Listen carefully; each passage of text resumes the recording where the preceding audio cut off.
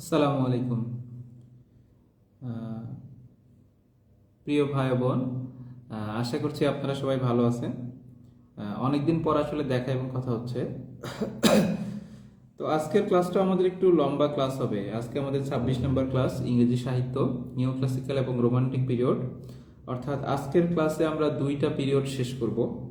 তো নর্মালি আমাদের ক্লাসগুলোতে আপনারা জানেন যে আমাদের ক্লাসগুলোতে আমরা মূলত বাসায় পরবর্তী সময়ে আমরা কি কি পড়তে হবে, কতটুকু পড়তে হবে, কিভাবে পড়বো, কোন গাইডলাইন ফলো করব, কতটুকু বাদ দিতে হবে, হ্যাঁ, এই বিষয়গুলো শেয়ার করার চেষ্টা করি। হ্যাঁ, এই জন্যই কিন্তু অনেকটা এটা ক্র্যাশ কোর্স আমরা বলে থাকি। অনেকটা ক্লাস পার করার পরেও এসে একজন দুজন প্রশ্ন করেন, ভাইয়া যে এরকম তো আমরা তো ভাবছিলাম যে আপনারা একেবারে A to Z সব পড়াবেন, এরকম ভাবে পড়তে গেলে দেখা যাবে 6 মাসের বেশি লাগবে। হ্যাঁ, বা অনেক সময় বাসায় প্রস্তুতি নিতে অনেকের 1 বছরও লেগে যায়।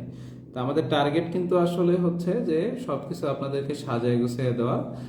প্রত্যেকটা সাবজেক্ট, প্রত্যেকটা টপিকের ক্ষেত্রে আপনি ঠিক গাইডলাইন মতন সামনের দিকে এগিয়ে কিভাবে মানে পরবর্তীতে বাসায় বসেই নিজে পুঙ্খানুপুঙ্খভাবে মানে কোনো গার্বেজ পড়া ছাড়া, হ্যাঁ, মানে যেগুলো আসলে দরকার নেই, হুদাই হুদাই পড়ে মাথাটাকে ভারী করার বা নষ্ট করার দরকার নেই, এই জাতীয় বিষয়গুলোকে স্কিপ করে শুধুমাত্র যতটুকু প্রয়োজন সেইটা আপনি কিভাবে সাজাতে পারেন। এখন এখন হয়তো বা একটা ক্লাসের মধ্যে আমি বললে সবই যে আপনার মনে থাকবে এরকমটা নাও হইতে পারে, কিন্তু দেখা যাবে যে আজকের ক্লাসে হয়তো আপনার কিছুটা মনে থাকলো বা আপনি দাগ দিয়ে ফেললেন, কিছুটা সুন্দরভাবে সাজায় নিলেন। যখন আপনি পরবর্তীতে আবার এই বিষয়গুলো নিজে থেকে পড়তে যাবেন, রিভিশন করতে যাবেন বা কোনো এক্সামের সাথে হয়তো বা এক্সাম দেবেন, তখন তো আপনাকে আবার এগুলো পড়তে হবে। তখন যাতে আপনার পড়তে গিয়ে কোনো রকম মানে নিজে পড়তে গিয়ে কোনো রকম কোনো সমস্যার সম্মুখীন না হতে হয়। তো সবাই কাইন্ডলি একটু জানান যে আপনারা সবাই কেমন আছেন, পাশাপাশি আমাকে এটা একটু বলেন।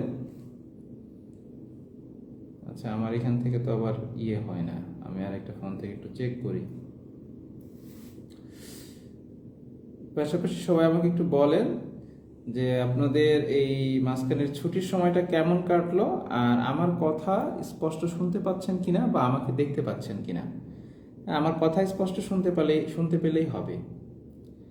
আমার কথা স্পষ্ট শুনতে পাচ্ছেন কিনা এটা আমাকে একটু জানান, আমি কমেন্টগুলো চেক করে নিয়ে তারপরে আমি ক্লাস শুরু করে দিই। আর আজকে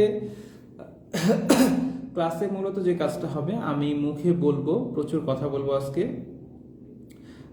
অনেকই কথা বলতে হবে আজকে। হ্যাঁ, ক্লাসটাও হয়তো একটু লম্বাই হবে। আপনারা আমাকে একটু সহযোগিতা করবেন। সেক্ষেত্রে আপনারা যেভাবে সহযোগিতা করতে পারেন, প্রত্যেকেই ইংরেজি সাহিত্যের আপনার কাছে যে বইটা আছে সেই বইটা সাথে নিয়ে বসে যান এবং পাশাপাশি খাতা কলমটাও সাথে নেবেন। হ্যাঁ, আমি প্রত্যেকটা রাইটার থেকে কিছু কিছু টপিক একটু দ্রুতই বলার চেষ্টা করব। আপনারা যদি সম্ভব হয় যে কোনো একটা বই থেকে দাগ দিয়ে ফেলবেন অথবা চাইলে লিখে রাখতে পারেন। হ্যাঁ, প্রত্যেকটা রাইটারের যা যা আছে সবই পড়তে বলবো না, এখান থেকে কোন কোন রাইটার কতটুকু গুরুত্বপূর্ণ, কিভাবে পড়া দরকার, কোন তথ্যটা বেশি গুরুত্বপূর্ণ পরীক্ষায় আসার মতন, সবই আমি আলাদা আলাদাভাবে ক্যাটাগরিতে ভাগ করে বলার চেষ্টা করব। আপনারা একেবারে নিজের মতন করে লিখে রাখতে পারেন অথবা দাগ দিয়ে ফেলতে পারেন। হ্যাঁ, আর যদি কারো কোনো প্রশ্ন থাকে, আবারও বলি, ক্লাসের মধ্যে প্রশ্ন করার দরকার নেই, আমি প্রশ্ন করার জন্য আলাদাভাবে সময় দিব, ওই সময়টার মধ্যে প্রশ্ন করবেন, তাহলে আমাদের ক্লাসটা একটা হ্যাঁ স্মুথ ওয়েতে আগাইতে পারবে। ভাইয়া কেমন আছেন? আসসালামু আলাইকুম। ওয়ালাইকুম আসসালাম। আলহামদুলিল্লাহ ভাইয়া, আমি ভালো আছি। হ্যাঁ, ভালো বলতে যেরকম সুস্থতা দরকার এতটাও সুস্থ নাই, তবে মোটামুটি। হ্যাঁ, আচ্ছা ঠিক আছে, তাহলে আমার মনে হয় আমি শুরু করতে পারি। কারো কি শুনতে কোনো সমস্যা হচ্ছে ভাই?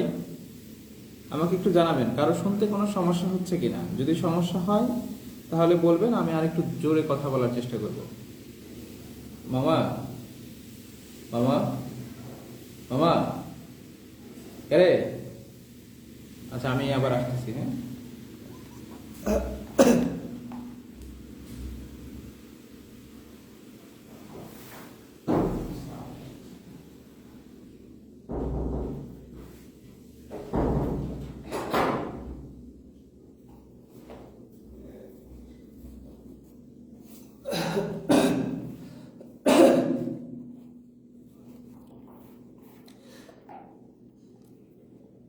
আচ্ছা আমি শুরু করি আমরা। হ্যাঁ, সেটা হচ্ছে প্রথমে আমরা হচ্ছে নিউ ক্লাসিক্যাল পিরিয়ড পড়ার সময় আপনারা জানেন 3টা পিরিয়ডের কথা বলেছিলাম, যেগুলো আমাদের পূর্ববর্তী ক্লাসে পড়া হয়ে গেছে। হ্যাঁ, সেখানে কি আমরা মনে রেখেছিলাম রাশ দিয়ে, RAS, হ্যাঁ রাশ। রেস্টোরেশন পিরিয়ড, অগাস্টান পিরিয়ড এবং হচ্ছে কি ছিল আরেকটা হচ্ছে এজ অফ সেন্সিবিলিটি বা সেন্সিবিলিটি পিরিয়ড, হ্যাঁ। আর এ রেস্টোরেশন, এতে অগাস্টান, এসে সেন্সিবিলিটি। আবার এই তিনটা পিরিয়ড তিনটা লেখকের নাম দিয়ে আমরা মনে রেখেছিলাম। রেস্টোরেশন পিরিয়ড যে লেখকের নাম দিয়ে আমরা মনে রেখেছিলাম সেটা কি ছিল, হ্যাঁ রেস্টোরেশন মানে রাজতন্ত্র সবকিছু পুনরুদ্ধার করে দিবে, সেটা হচ্ছে কিসের যুগ ছিল, জন ড্রাইডেনের যুগ, হ্যাঁ। তারপরে হচ্ছে রেস্টোরেশন ফর অগাস্টান, এটা আমাকে দিয়ে মনে রাখতে বলেছিলাম, A for Augustan, A for Ashiq, A for Alexander Pope, যিনি উক্তির জন্য বিখ্যাত, হ্যাঁ। আরেকটা ছিল এজ অফ সেন্সিবিলিটি, যার সেন্স একটু কম, লিখে লিখে রাখতে হয়, অর্থাৎ ডিকশনারি লেখার জন্য যিনি বিখ্যাত, তিনি হচ্ছেন ডক্টর স্যামুয়েল জনসন, হ্যাঁ। এটা ছিল আমাদের পূর্বের পড়া। তো আজকে আমি একটা একটা করে রাইটারের কথা বলবো, হ্যাঁ। এই রাইটারগুলো থেকে কোন কোন তথ্যগুলো পড়তে হবে এটা আপনারা একটু দাগ দিয়ে ফেলবেন অথবা লিখে ফেলবেন। তো প্রথমে আসি জন মিল্টন, রেস্টোরেশন পিরিয়ডে আছে। আমরা এখন প্রথমে আলোচনা শুরু করব রেস্টোরেশন পিরিয়ড থেকে। তো রেস্টোরেশন পিরিয়ডে প্রথমেই আছেন জন মিল্টন। যদিও বা জন মিল্টন আসলে রেস্টোরেশন পিরিয়ডে নাকি অন্য পিরিয়ডের, অর্থাৎ তিনি কি নিউক্লাসিক্যাল নাকি অন্য পিরিয়ডের, এটা নিয়ে কিছুটা কনফিউশন আছে। আমরা সেইটাতে এখন যাচ্ছি না, আমরা এটা পরবর্তীতে আপনাদেরকে ক্লিয়ার করার চেষ্টা করব। আপনারা আপাতত আমি যে তথ্যগুলো বলতেছি সেইগুলো একটু দাগ দিয়ে ফেলবেন। জন মিল্টন, হ্যাঁ, ওনার থেকে সবচেয়ে বেশি যে প্রশ্নটা আসে সেটা হচ্ছে ইপিক পোয়েট বলা হয়, হ্যাঁ। ওনার টাইটেলটা হচ্ছে ইপিক পোয়েট। ইপিক পোয়েট, হ্যাঁ, মহাকাব্যের কবি নামে তিনি পরিচিত। আর বাংলা সাহিত্যে আবার মহাকাব্যের কবি নামে যিনি পরিচিত ওনাকে বলা হয়, ওনার নাম হচ্ছে হেমচন্দ্র, হ্যাঁ। বাংলা সাহিত্য হচ্ছে মহাকাব্যের কবি বা বাংলার মিল্টন নামে পরিচিত হচ্ছেন হেমচন্দ্র, আর ইংরেজি সাহিত্যে ইপিক পোয়েট মহাকাব্যের কবি নামে পরিচিত হচ্ছেন জন মিল্টন। এই তথ্যটা পরীক্ষার জন্য খুবই গুরুত্বপূর্ণ, ইপিক পোয়েট ওনার টাইটেলটা। তারপরে হচ্ছে উনি মূলত ইপিক এর জন্য বিখ্যাত, অর্থাৎ মহাকাব্যের জন্য বিখ্যাত। ইপিক কি? ইপিকটা হচ্ছে একটা লিটারারি টার্মটা যখন আমরা পড়বো বা আপনাদেরকে আমি বলেছিলাম যে কিভাবে পড়বেন। তো লিটারারি টার্ম হচ্ছে কি, যেমন কিছু বিষয়ে ব্যাখ্যার আমরা বলতে পারি যে একটা লিটারারি টার্ম, যেমন ইপিক। ইপিক মানে কি? আমরা কবিতা বলতে কি বোঝাই? কবিতা, হ্যাঁ, মানে কবিরা যেসব রচনা করেন আমরা কবিতা সবাই বুঝি। তো এখানে কি বলা হচ্ছে, মহাকাব্য, হ্যাঁ, কাব্য না একটু মহাকাব্য মানে কি, বসে নাম শুনে বোঝাচ্ছে তার পূর্বে একটা বিশেষণ যোগ আছে, হ্যাঁ, মহা, হ্যাঁ। তো সেটাকে আমরা বলতেছি ইপিক। এটাও এক ধরনের পোয়েম, তবে এটা হচ্ছে লং ন্যারেটিভ পোয়েম, দীর্ঘ বর্ণনামূলক বা আখ্যানমূলক যে কবিতা সেটাকে আমরা বলতেছি হচ্ছে ইপিক। তো সেই ইপিকের জন্যই বিখ্যাত ছিলেন জন মিল্টন। তো ইপিকের মধ্যে ওনার খুবই বিখ্যাত দুইটা ইপিক আছে, হ্যাঁ, দুইটা মহাকাব্য আছে, যে দুইটা মহাকাব্যের নাম পরীক্ষায় প্রচুর আসে। সে দুইটার নাম হচ্ছে, একটা হচ্ছে প্যারাডাইস লস্ট এবং হচ্ছে প্যারাডাইস রিগেইনড, হ্যাঁ। এই দুইটা নাম পরীক্ষার জন্য খুবই গুরুত্বপূর্ণ, এটা একটু লিখে ফেলবেন বা দাগ দিয়ে ফেলেন। প্যারাডাইস মার্ক করে নেন, হ্যাঁ, প্যারাডাইস লস্ট এবং হচ্ছে প্যারাডাইস রিগেইনড, হ্যাঁ। তিনি কিন্তু এই যে দুইটা মহাকাব্য লিখেছেন, হ্যাঁ, এটা হচ্ছে ইন্টারেস্টিং একটা বিষয় হচ্ছে তিনি দুইটা মহাকাব্য কিন্তু অন্ধ অবস্থায় লিখেছেন, হ্যাঁ, অন্ধ অবস্থায় লিখেছেন। এখন এইখানে ওই যে হজরত আদম আলাইসাল্লাম এবং হজরত হাওয়া আলাইসাল্লামের স্বর্গ হারানোর যে কাহিনীটা, সেটাই কিন্তু মূলত এখানে যে প্যারাডাইস লস্টের যে কাহিনীটা, হ্যাঁ। এই ক্ষেত্রে আপনারা আবার যে কাজটা করবেন, যখন পড়বেন তখন এই প্যারাডাইস লস্টের কাহিনীটা একটু জানবেন, হ্যাঁ। যখন পড়বেন, ওই যে আমরা বলেছিলাম যে কিছু কিছু সাহিত্যকর্মের ক্ষেত্রে আমাদের ভিতরের তথ্যগুলো, ক্যারেক্টার কোটেশনের কিছু অংশ আমাদের জানতে হবে। এর মধ্যে একটা হচ্ছে প্যারাডাইস লস্ট, হ্যাঁ। প্যারাডাইস লস্টের ভিতরের তথ্যগুলো একটু জানার চেষ্টা করবেন। এবং প্যারাডাইস লস্টের একটা থিম আছে, হ্যাঁ, এখানে একটা মূল কথা আছে।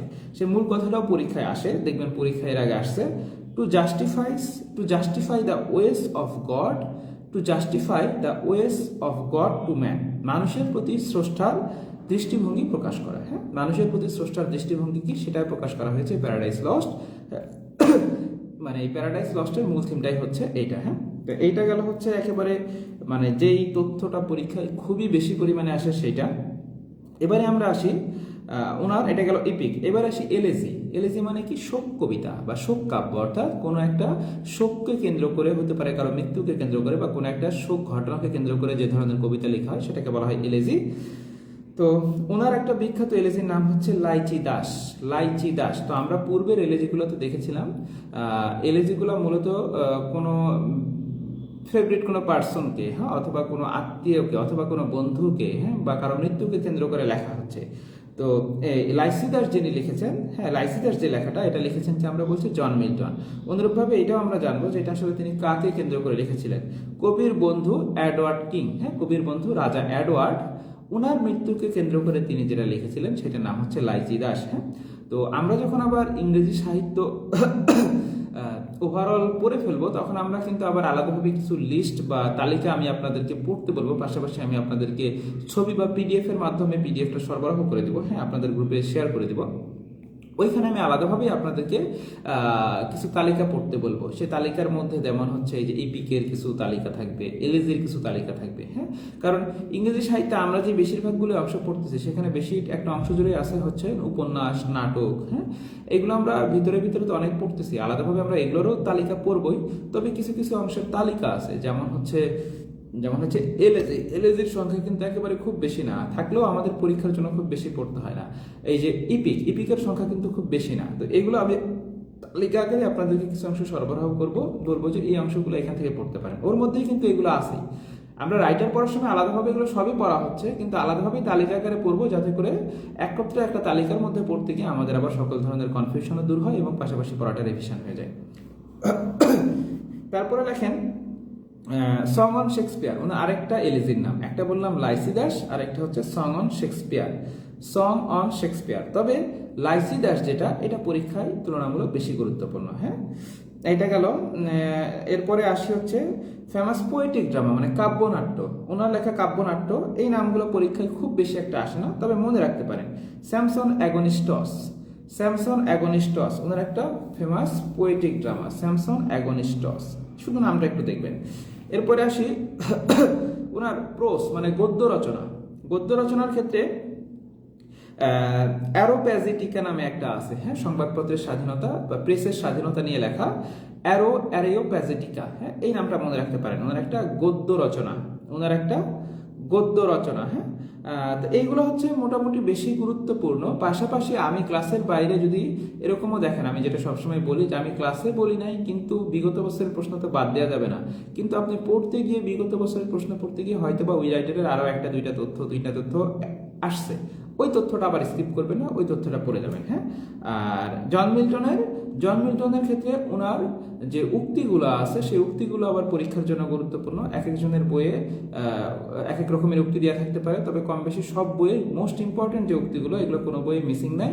হ্যাঁ, এই উক্তিগুলো থেকেই প্রশ্ন আসার সম্ভাবনা বেশি, এবং ওনার ক্ষেত্রে বেশিরভাগ উক্তিগুলোই হচ্ছে প্যারাডাইস লস্ট থেকে। হ্যাঁ, এটার উক্তিগুলো বেশি গুরুত্বপূর্ণ। আপনাদের যার কাছে যে বইয়ে জন মিল্টন সম্পর্কিত যে উক্তিগুলো আছে সেই উক্তিগুলো পড়ে যাবেন। তাহলে দেখেন এইটা গেল হচ্ছে জন মিল্টন। প্রথম আজকে আমাদের আলোচনার ক্ষেত্রে প্রথম যিনাকে আমরা মানে পড়লাম তিনি হচ্ছেন জন মিল্টন। এর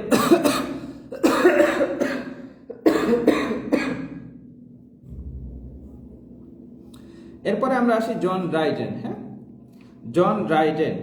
তো জন ড্রাইডেনের ক্ষেত্রে ওনার টাইটেলটা পরীক্ষায় আসে মডার্ন ইংলিশ ক্রিটিসিজম। হ্যাঁ, ওনার যে উপাধিটা মডার্ন ইংলিশ ক্রিটিসিজম। হ্যাঁ, father of modern English criticism, এই তথ্যটা মার্ক করেন। ফাদার অফ ইংলিশ ক্রিটিসিজম, হ্যাঁ, মডার্ন ইংলিশ ক্রিটিসিজম। হ্যাঁ, ক্রিটিসিজম এইটা মার্ক করবেন। তারপরে হচ্ছে ইংল্যান্ডস ফার্স্ট পোয়েট লাউরিয়েট, ইংল্যান্ডের প্রথম সভাকবি ছিলেন। এখন পোয়েট লাউরিয়েট শব্দটাতে পরীক্ষায় প্রশ্ন আসে। পোয়েট লাউরিয়েট বিষয়টা কি?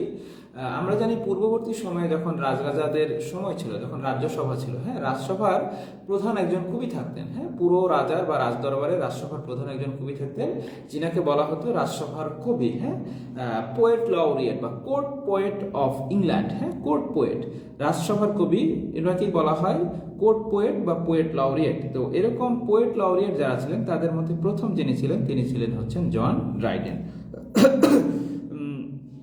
তারপরে ওনার আরেকটা বিখ্যাত উপাধি আছে। হ্যাঁ, সেটাকে বলা হয় গ্লোরিয়াস জন। হ্যাঁ, জন ড্রাইডেনের সাথে নামের সাথে জন শব্দটা আছে, গ্লোরিয়াস জন।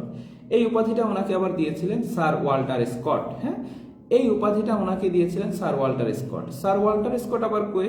স্যার ওয়াল্টার স্কট হচ্ছেন এই যুগেরই আরেকজন লেখক। আমরা একটু পরে স্যার ওয়াল্টার স্কট সম্পর্কে পড়তে যাব। হ্যাঁ, স্যার ওয়াল্টার স্কট সম্পর্কে আমরা একটু পরে জানবো।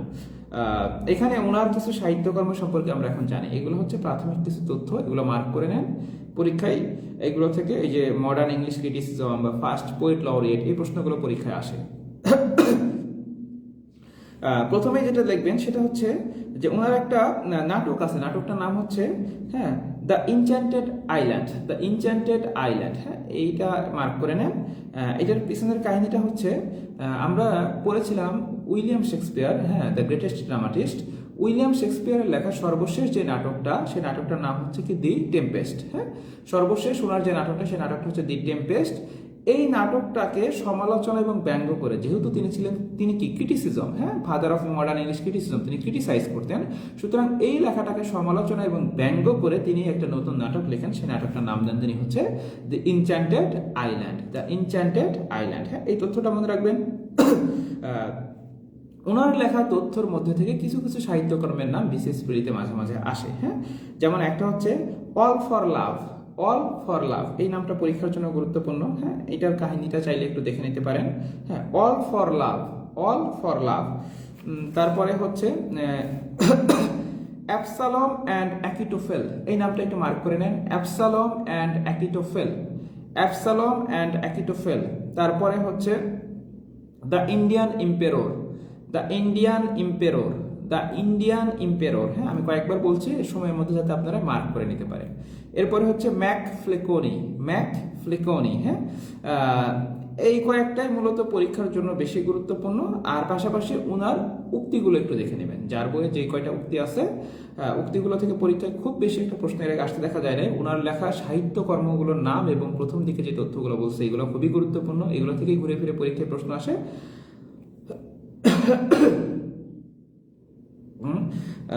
তো এইটা হচ্ছে এই তথ্যগুলো জানবেন হচ্ছে জন ড্রাইডেনের ক্ষেত্রে। হ্যাঁ এরপরে বাকিগুলোতে আসি। হ্যাঁ এরপরের যে তথ্যগুলো এগুলো হচ্ছে এই দুজন হচ্ছেন এই রাইটার, মানে রেস্টোরেশন পিরিয়ড থেকে গুরুত্বপূর্ণ দুজন রাইটারের কথা আমরা পূর্ব থেকেই বলে আসছিলাম, প্রশ্ন বিশ্লেষণের ক্লাস থেকেই বলতেছি। এই দুজন হচ্ছেন মোস্ট ইম্পর্টেন্ট। এর বাইরে যে রাইটারগুলো এখানে আসেন সেখান থেকে পরীক্ষায় প্রশ্ন আসে না বললেই চলে। হ্যাঁ তাও একটা দুইটা নাম মাঝে মাঝে আসতে পারে, সেই একটা দুইটা নাম কি আসতে পারে বা একটা দুইটা তথ্য কি আসতে পারে সেটা আমি বলে দিচ্ছি, একটু লিখে ফেলবেন বা মার্ক করে নেবেন। উইলিয়াম কংগ্রিভ, হ্যাঁ উইলিয়াম কংগ্রিভ, ওনার ক্ষেত্রে টাইটেলটা মনে রাখতে পারেন comedy of manners, comedy of manners. হ্যাঁ কমেডি অফ ম্যানার্স এই টাইটেলটা মনে রাখতে পারেন। আর একটা নাটকের নাম মনে রাখতে পারেন উইলিয়াম কংগ্রিভের, মাঝে মাঝে পরীক্ষায় আসে, the way of the world. হ্যাঁ the way of the world এই নামটা মনে রাখবেন, the way of the world. তারপরে হচ্ছে জন লক, এই পরীক্ষা খুব একটা আসে না, মডার্ন ডেমোক্রেসি আধুনিক গণতন্ত্রের জনক হচ্ছেন জন লক। এগুলো আমরা যদিও আন্তর্জাতিকে পড়তে গেলেই পাবো, তারপরেও ইংলিশ সাহিত্যের মধ্যে যেই তথ্যগুলো একবার হলে পরীক্ষায় আসছে বা আসতে পারে, যেহেতু একটা সিরিয়ালে আমি বই দেখে আগাচ্ছি, এর মধ্যে পেলে আমি সেটা বলে দিচ্ছি। জন লক, ওনার ক্ষেত্রে পড়তে পারেন আধুনিক গণতন্ত্রের জনক, এই তথ্যটা মনে রাখতে পারেন। হ্যাঁ এরপরে আছে জন বানিয়ান, এই যুগের বেশিরভাগ রাইটারের নামের সাথে দেখবেন এটা বোঝার একটা সহজ উপায় হচ্ছে জন শব্দটা আছে। হ্যাঁ জন মিল্টন, জন ড্রাইডেন, জন বানিয়ান, জন লক। হ্যাঁ জন বানিয়ান, হ্যাঁ ওনার ক্ষেত্রে যে তথ্যগুলো মনে রাখতে পারেন সেটা হচ্ছে ওনার কিছু বইয়ের নাম, pilgrim's progress, pilgrim's progress, pilgrim's progress. তারপরে হচ্ছে দি হলি ওয়ার, দি হলি ওয়ার। হ্যাঁ আরেকটা হচ্ছে the life and death of mister Badman, the life and death of mister Badman. বিশেষ করে প্রথম দুইটা pilgrim's progress, the holy war, এই নামগুলো মনে রাখতে পারেন। হ্যাঁ তারপরে হচ্ছে এগুলো থেকে পরীক্ষায় এই যে পরের যেগুলো বলতেছি জন লক, এখন আরো দুইটা বলবো, স্যামুয়েল বাটলার, আফরা বেন, এগুলো থেকে পরীক্ষায় প্রশ্ন আসার সম্ভাবনা খুবই কম, কিন্তু মাঝে মাঝে ওই যে একটা প্রশ্ন দিয়ে বসতে পারে সেই হিসেবে আমরা বলছি। হ্যাঁ স্যামুয়েল বাটলার, ওনার একটা, এখন লেখেন স্যামুয়েল বাটলার, ওনার একটা নাম মনে রাখতে পারেন হুডিবার। হ্যাঁ ওনার একটা লেখার নাম হচ্ছে হুডিবার্স, হুডিবার্স। আর লাস্টে আরেকটা 7 নম্বরে হচ্ছে আফরা বেন, আফরা বেনের একটা সাহিত্যের নাম মনে রাখতে পারেন অরনাকো, অরনাকো। তবে এগুলো আবারও বলতেছি এগুলো পরীক্ষায় খুব বেশি একটা আসার মতন না। হুডিবার্স, স্যামুয়েল বাটলারের, আফরা বেনের হচ্ছে অরনাকো। বিশেষ করে এই যে এই কয়েকটা জন মিল্টন, জন ড্রাইডেন আর উইলিয়াম কংগ্রিভের the way of the world, এইগুলো পরীক্ষায় আসার মতন।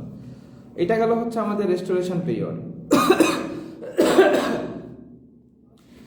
আচ্ছা আমি একটু দুঃখিত, হ্যাঁ মানে আমার আসলে এটা কন্ট্রোল করার কোনো সুযোগ নাই, এই জন্য আপনাদেরকে একটু কষ্ট করতে হবে।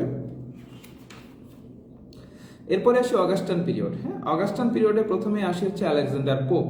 একটু দ্রুত মার্ক করে নেবেন, হ্যাঁ, তাহলে আমার জন্য একটু সুবিধা হবে।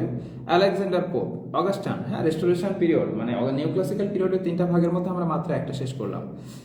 আলেকজান্ডার পোপ, অগাস্টান পিরিয়ডের প্রথমে আসবে আলেকজান্ডার পোপ। উনি পরীক্ষার জন্য গুরুত্বপূর্ণ। আলেকজান্ডার পোপের আমরা মোটামুটি সবই জানার চেষ্টা করব। তারপরে আমি কিছু মার্ক করে দেই। প্রথমে টাইটেলের মধ্যে যেটা পড়বেন সেটা হচ্ছে মোক হিরোইক পোয়েম। হ্যাঁ, ওনাকে বলা হয় মোক হিরোইক পোয়েম। ওনার উপাধি, এই উপাধিটা পরীক্ষার জন্য গুরুত্বপূর্ণ। উপহাসমূলক বীরত্বের কবি। হ্যাঁ, মোক হিরোইক পোয়েম বা মোক হিরোইক ইপিক। হ্যাঁ, উপহাসমূলক বীরত্বের কবি, এই উপাধিটা হচ্ছে ওনার, উপহাসমূলক বীরত্বের কবি। তার মানে তিনি লিখেছেন মোক হিরোইক পোয়েট।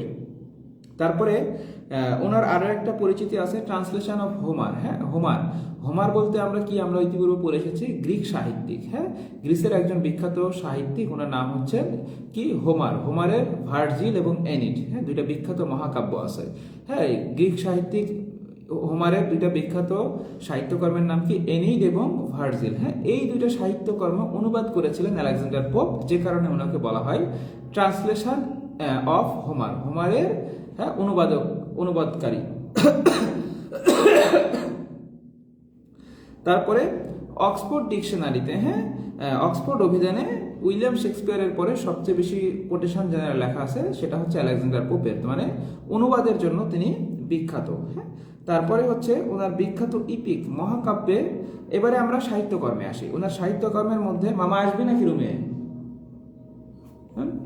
ওনার বিখ্যাত সাহিত্যকর্মের মধ্যে একটা আছে হচ্ছে the rape of the lock. হ্যাঁ, ইপিক। হ্যাঁ, ওনার একটা বিখ্যাত ইপিক। এই ইপিকটা আবার পরীক্ষার জন্য খুবই গুরুত্বপূর্ণ। এটা পরীক্ষায় খুবই গুরুত্বপূর্ণ। পরীক্ষায় এই ইপিক থেকে প্রশ্ন আসে। আপনারা এই ইপিকের কাহিনীটা, এখানকার প্রেক্ষাপট, চরিত্র, উক্তি যা যা আছে এই ইপিক সম্পর্কে, এটা আমাদেরকে পড়ে ফেলতে হবে। হ্যাঁ, এটা পরীক্ষার জন্য খুবই গুরুত্বপূর্ণ। The rape of the lock, Bangla হচ্ছে বেনি কর্তন। হ্যাঁ, চুল কেটে দেয়া। হ্যাঁ, বেনি কর্তন, এইটার কাহিনীটা আমাদেরকে ভালোভাবে পড়তে হবে। পাশাপাশি রেপ শব্দ যেটা আছে, রেপ, হ্যাঁ, এই রেপ শব্দ দিয়ে ইংরেজি সাহিত্যে আবার বেশ কিছু লেখা আছে, যেসব জায়গায় আবার দেখবেন যে রেপ শব্দটা থাকবে।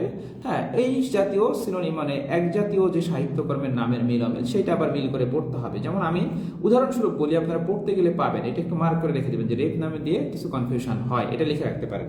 রেপ অফ দি লক, হ্যাঁ, বেনি কর্তন, এটা কে লিখেছেন? Alexander pope. কি ধরনের সাহিত্যকর্ম? ইপি। তারপরে দেখবেন রেপ আপন রেপ। হ্যাঁ, রেপ আপন রেপ নামে একটা সাহিত্যকর্ম আছে, একটা উপন্যাস আছে, উপন্যাস না, একটা নাটক আছে। এই নাটকটা লিখেছেন হেনরি ফিল্ডিং। হ্যাঁ, হেনরি ফিল্ডিং, আমরা একটু পরেই পড়বো। আবার দেখবেন দ্য রেপ অফ বাংলাদেশ নামে একটা সাহিত্যকর্মে, আমরা মুক্তিযুদ্ধ ভিত্তিক সাহিত্যকর্ম যখন বাংলাদেশের পড়েছি, দ্য রেপ অফ বাংলাদেশ। হ্যাঁ হ্যাঁ, এই উপন্যাসটা আবার লিখেছিলেন কে? অ্যান্থনি মাস্কেরানহাস, যেটা পরীক্ষায় খুব আসে। এই জন্য একই জাতীয় নামগুলো যখনই পাবেন মিল করে পড়ে ফেলবেন। এবারে ওনার কিছু কবিতা বা কিছু বইয়ের নাম আমরা একটু জানার চেষ্টা করব। An essay on man. হ্যাঁ, অ্যান এসে অন ম্যান। হ্যাঁ, এটা হচ্ছে একটা বিখ্যাত, ওনার লেখা একটা বিখ্যাত কবিতা। দেখেন এখানে একটু কনফিউশন হয়, এটা কিন্তু কবিতার বইয়ের নাম, কিন্তু নামটা হচ্ছে অ্যান এসে অন ম্যান। নামের মধ্যে আছে এসে, কিন্তু আসলে কিন্তু এটা এসে বা প্রোস এই জাতীয় রচনা, এটা হচ্ছে একটা কবিতা। পরীক্ষায় কিন্তু প্রশ্ন এভাবে আসতে পারে। হ্যাঁ, অ্যান এসে অন ম্যান, এটা একটা বিখ্যাত কবিতা। এবং এই কবিতার থিমটাও একটু জানবেন, বইয়ের মধ্যে বা বিগত বছরের প্রশ্ন পড়তে গেলে এই কবিতার থিম দেয়া আছে, দেখবেন। হ্যাঁ, এই কবিতার থিমটা একটু দেখবেন। তারপরে হচ্ছে এবার এসে যে নামটা আছে, এই নাম নিয়ে আবার কনফিউশন হয়। হ্যাঁ, অ্যান এসে অন ক্রিটিসিজম নামে আবার একটা লেখা আছে। হ্যাঁ, এই লেখাটাও কিন্তু উনিই লিখেছেন। অ্যান এসে অন ম্যান আর অ্যান এসে অন ক্রিটিসিজম, এই দুইটা লেখায় লিখেছেন আলেকজান্ডার পোপ। তবে এসে নামটা নিয়ে অন্য লেখকেরও কিন্তু লেখা আছে, এটা একটু লিখে রাখেন। আমরা ভিতরের দিকে যখন পড়তে যাব বা ওই লেখকগুলো আসবে তখন আমরা ক্লিয়ার করব যে এসে নাম নিয়েও কিছু কনফিউশন সৃষ্টি হয়। তারপরে আরেকটা নাম পরীক্ষায় আসে, দ্য ডান্সিয়ার্ড বা দ্য ডানকান। হ্যাঁ, দ্য ডান্সিয়ার্ড বা দ্য ডানকান, এটা ওনার একটা বিখ্যাত কবিতার নাম। এই কবিতার নামটা পরীক্ষায় খুব আসে। হ্যাঁ, এইটা গেল হচ্ছে আলেকজান্ডার পোপের বিখ্যাত কবিতার নামগুলো বা সাহিত্যকর্মের নামগুলো। আর উনি যেহেতু কবিতার জন্য, উক্তির জন্য বিখ্যাত, উনার লেখা উক্তিগুলো পরীক্ষার জন্য খুবই খুবই গুরুত্বপূর্ণ। হ্যাঁ, তো আমরা ওনার লেখা উক্তিগুলো, যার বইয়ে যতগুলো উক্তি আছে সবগুলোই পড়ে ফেলার চেষ্টা করব। বিশেষ করে খেয়াল করব কোন উক্তিগুলো একটু বোর্ড বা মার্ক করে দেওয়া আছে বা কোন উক্তিগুলো বিগত বছরের পরীক্ষায় প্রশ্নে আসছে, সেইগুলো একেবারে যেভাবেই হোক মনে রাখার চেষ্টা করব, আর চেষ্টা করব সবগুলো উক্তি একবার করে অন্তত রিডিং করে যাওয়ার। এটা গেল হচ্ছে আলেকজান্ডার পোপ। এরপরে আমরা আসি জনাথন সুইফট, এই যুগের আরেকজন রাইটার। হ্যাঁ, জনাথন সুইফটও তুলনামূলক গুরুত্বপূর্ণ। হ্যাঁ, জনাথন সুইফটের ক্ষেত্রে প্রথমেই পড়বেন ওনার টাইটেলটা, দ্য গ্রেটেস্ট স্যাটায়ারিস্ট। হ্যাঁ, এক্ষেত্রে একটু কনফিউশন হতে পারে। আমরা একটু পূর্বে যেটা পড়েছিলাম, তিনি ছিলেন কে? John Dryden. ওখানে কিন্তু আমরা বলেছিলাম modern father of modern criticism. হ্যাঁ, মডার্ন ইংলিশ ক্রিটিসিজম।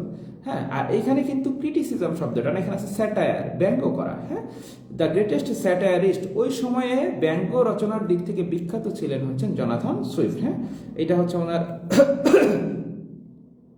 একটা উপাধি আর কি। হ্যাঁ, এখন ওনার সাহিত্যকর্মের মধ্যে মোস্ট ইম্পর্টেন্ট একটা সাহিত্যকর্ম আছে, যেখান থেকেই ঘুরে ফিরে পরীক্ষায় প্রশ্ন আসে বা আসতে পারে, সেটা হচ্ছে গালিভারস ট্রাভেল। গালিভারের সফরনামা নামে বাংলায় আমরা সাহিত্যকর্ম পড়েছি, যেটা লিখেছেন কি? আবুল মনসুর আহমদ। হ্যাঁ, গালিভারের সফরনামা, এটা লিখেছেন আবুল মনসুর আহমদ। আর এইটা কিন্তু তিনি মূলত এই যে লেখাটা আছে, এই যে গালিভার্স ট্রাভেল, এইটাকে কেন্দ্র করেই কিন্তু লেখা। গালিভারের সফরনামা, গালিভার্স ট্রাভেল। আমরা যে কাজটা করব, এই গালিভার্স ট্রাভেল যে লেখাটা আছে, হ্যাঁ, আমরা এইটার বিস্তারিতটা আবার পড়বো। গালিভার্স ট্রাভেলের দেখবেন 4টা পার্ট আছে, 4টা খণ্ড আছে। সেই 4টা খণ্ডের নামটাও আমাদের জানতে হবে, পরীক্ষায় প্রশ্ন দিয়ে বসতে পারে। খণ্ডগুলোর নামটা আমাদেরকে একটু দেখতে হবে, পাশাপাশি গালিভার্স ট্রাভেলের মূল কাহিনীটা কি, সেইটার কাহিনীটা আমাদেরকে একটু পড়তে হবে। হ্যাঁ, এটা গেল হচ্ছে গালিভার্স ট্রাভেল, সবচেয়ে গুরুত্বপূর্ণ। হ্যাঁ, এখান থেকে পরীক্ষায় প্রশ্ন আসে। আর ওনার লেখা বাকি যে সাহিত্যকর্মগুলো আছে, সেগুলো থেকে পরীক্ষায় খুব বেশি একটা প্রশ্ন আসে না, তবে আসতেও পারে। তো ওনার লেখা 2টা সাহিত্যকর্মের নাম আমরা একজন বিখ্যাত সাহিত্যিকের নামের মিল অমিলের সাথে মিল করে পড়ার চেষ্টা করব। আমরা যখন প্রশ্ন বিশ্লেষণের ক্লাস করেছিলাম, তখন আমরা দেখেছিলাম সেখানে একজন বিখ্যাত সাহিত্যিক ছিলেন ভিক্টোরিয়ান পিরিয়ডে। হ্যাঁ, ভিক্টোরিয়ান পিরিয়ডে আমরা মোস্ট ইম্পর্টেন্ট 2জন রাইটারের কথা বলেছিলাম।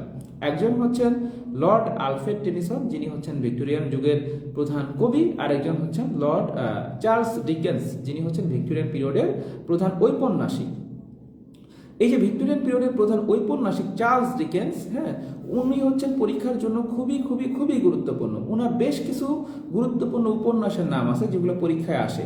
এর মধ্যে ওনার লেখা 2টা উপন্যাস আছে, যে 2টা উপন্যাসের নামের সাথে আবার এই জনাথন সুইফটের 2টা উপন্যাসের নামের মিল আছে। আমি মূলত এইভাবেই পড়াটা মনে রেখেছিলাম। এভাবে পার্থক্য করে বা মিলমিল করে পড়লে দেখবেন ওইগুলো আলাদাভাবে মাথার মধ্যে থেকে যায়। তো নাম 2টা কি? একটা হচ্ছে a tale of a tub, a tale of a tub. হ্যাঁ, টেল শব্দটা আছে, তো টেল শব্দটা শুধুমাত্র আবার এই জায়গায় নাই, পুরো ইংরেজি সাহিত্য পড়তে গেলে বেশ কিছু জায়গায় পাবেন। আমরা এখানে এই দুইটাই আলাদাভাবে পড়ি, বাকিগুলো পেলে তখন পড়বো। এই টেল অফ এ টাব, হ্যাঁ, এটা হচ্ছে জনাথন সুইফটের লেখা।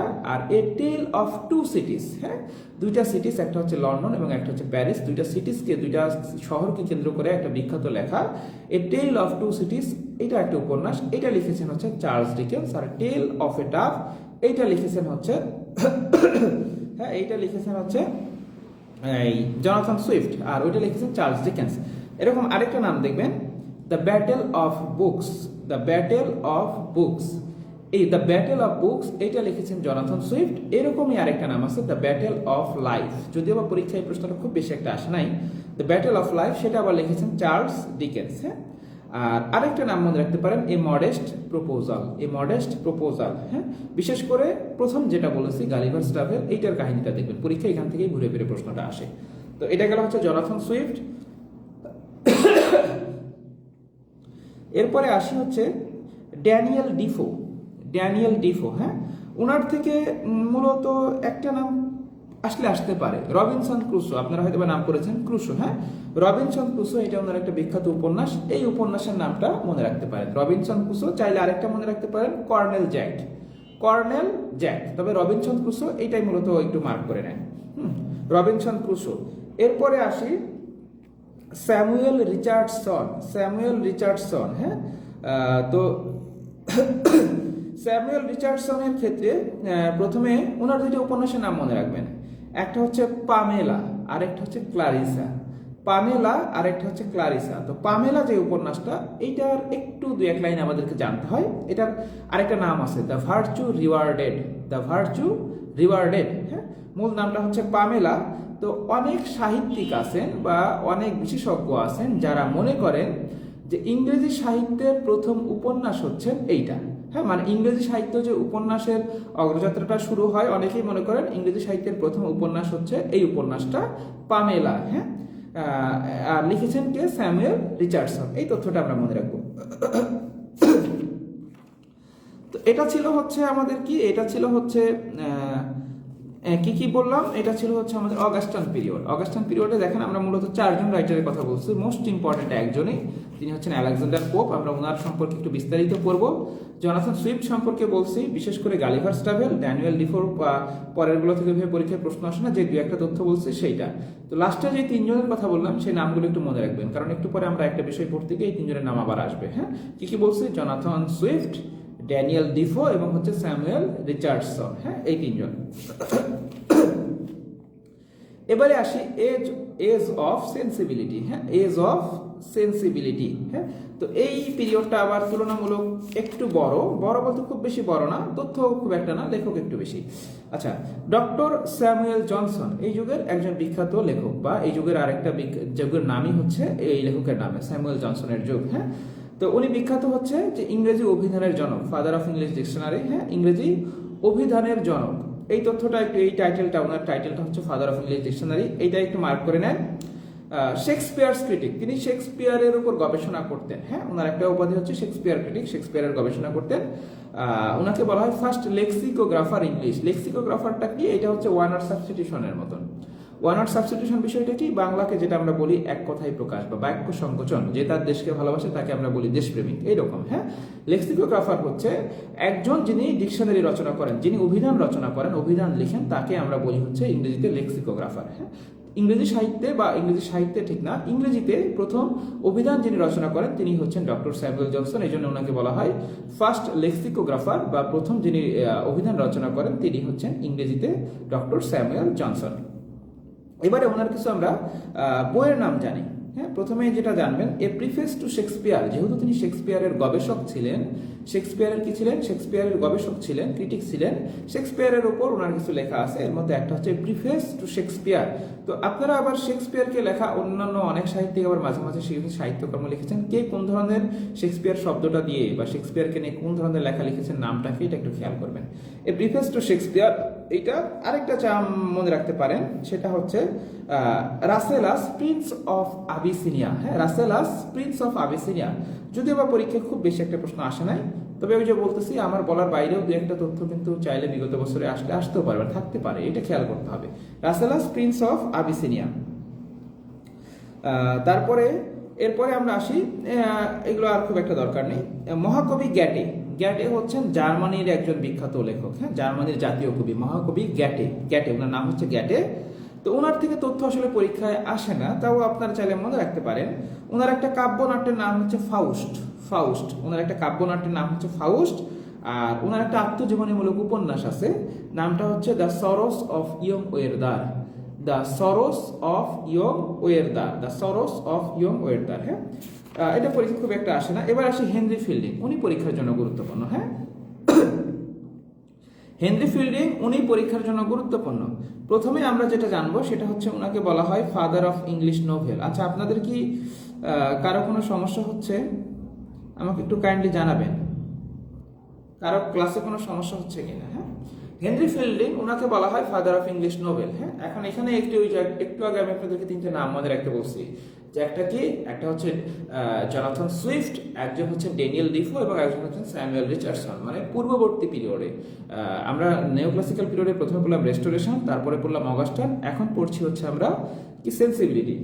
ওই যে রেস্টোরেশন পিরিয়ডে না, অগাস্টান পিরিয়ডে আমরা যে 3জনের নাম আপনাদেরকে বললাম, যে 3জনের নাম মনে রাখেন, ওই 3জন, হ্যাঁ, জনাথন সুইফট, ড্যানিয়েল ডিফো এবং স্যামুয়েল রিচার্ডসন। আর এই যুগে এসে হেনরি ফিল্ডিং। হ্যাঁ, অনেক বিশেষজ্ঞ এই 4জনকেই বলে থাকেন বা মনে করে থাকেন এই 4জন হচ্ছে কি ইংরেজি উপন্যাসের জনক, বা এই 4জনকে ইংরেজি উপন্যাসের জনক হিসেবে অভিহিত করা হয়। তবে বিগত বছরের পরীক্ষার প্রশ্নগুলো যদি আপনারা খেয়াল করেন তখন দেখবেন এরকম একটা প্রশ্ন মাঝে মাঝে পরীক্ষায় এসেছে, who is the father of English Nobel. হ্যাঁ, ইংরেজি সাহিত্যে উপন্যাসের জনককে, অপশনগুলো যেগুলোতে ছিল তার মধ্যে হেনরি ফিল্ডিং অপশনে ছিল এবং অন্যান্য নামগুলো ওইভাবে ছিল না, মানে হেনরি ফিল্ডিং এর সাথে অন্যান্য অপশনগুলো ছিল যেগুলোর মধ্যে উত্তরটা হয় হেনরি ফিল্ডিং। এই ক্ষেত্রে এই প্রশ্নটা একটু খেয়াল করবেন। হ্যাঁ, তবে ওনারাও অনেক বিশেষজ্ঞ কিন্তু ওনাদেরকেও উপন্যাসের জনক হিসেবে অভিহিত করে থাকেন। হ্যাঁ, তারপরে হচ্ছে ওনার হচ্ছে বিখ্যাত একটা ওনার পেন নেম, ছদ্মনামটা হচ্ছে captain Hercules vinegar. Captain Hercules vinegar, ভাই একটু ফাস্ট হওয়ার চেষ্টা করবেন। হ্যাঁ, ক্যাপ্টেন হারকিউলিস ভিনেগার এটা হচ্ছে ওনার পেন নেম। হ্যাঁ, ওনার ছদ্মনাম। আর উনি হচ্ছেন একটা পিকার্স নোভেল। হ্যাঁ, ওনার হচ্ছে এটা হচ্ছে পিকার্স কিউ নোভেলের জন্য তিনি বিখ্যাত, মানে যার নায়ক ভবঘুরে হয়ে থাকে এরকম, সেটাকে বলা হয় পিকার্স কিউ নোভেল। হ্যাঁ, এটার জন্য তিনি বিখ্যাত। তো এই তথ্যগুলো পরীক্ষায় খুব একটা আসে না, ওনার টাইটেলটা আসে ফাদার অফ ইংলিশ নোবেল। ওনার লেখা কিছু উপন্যাস বা নাটকের নাম পরীক্ষায় আসে।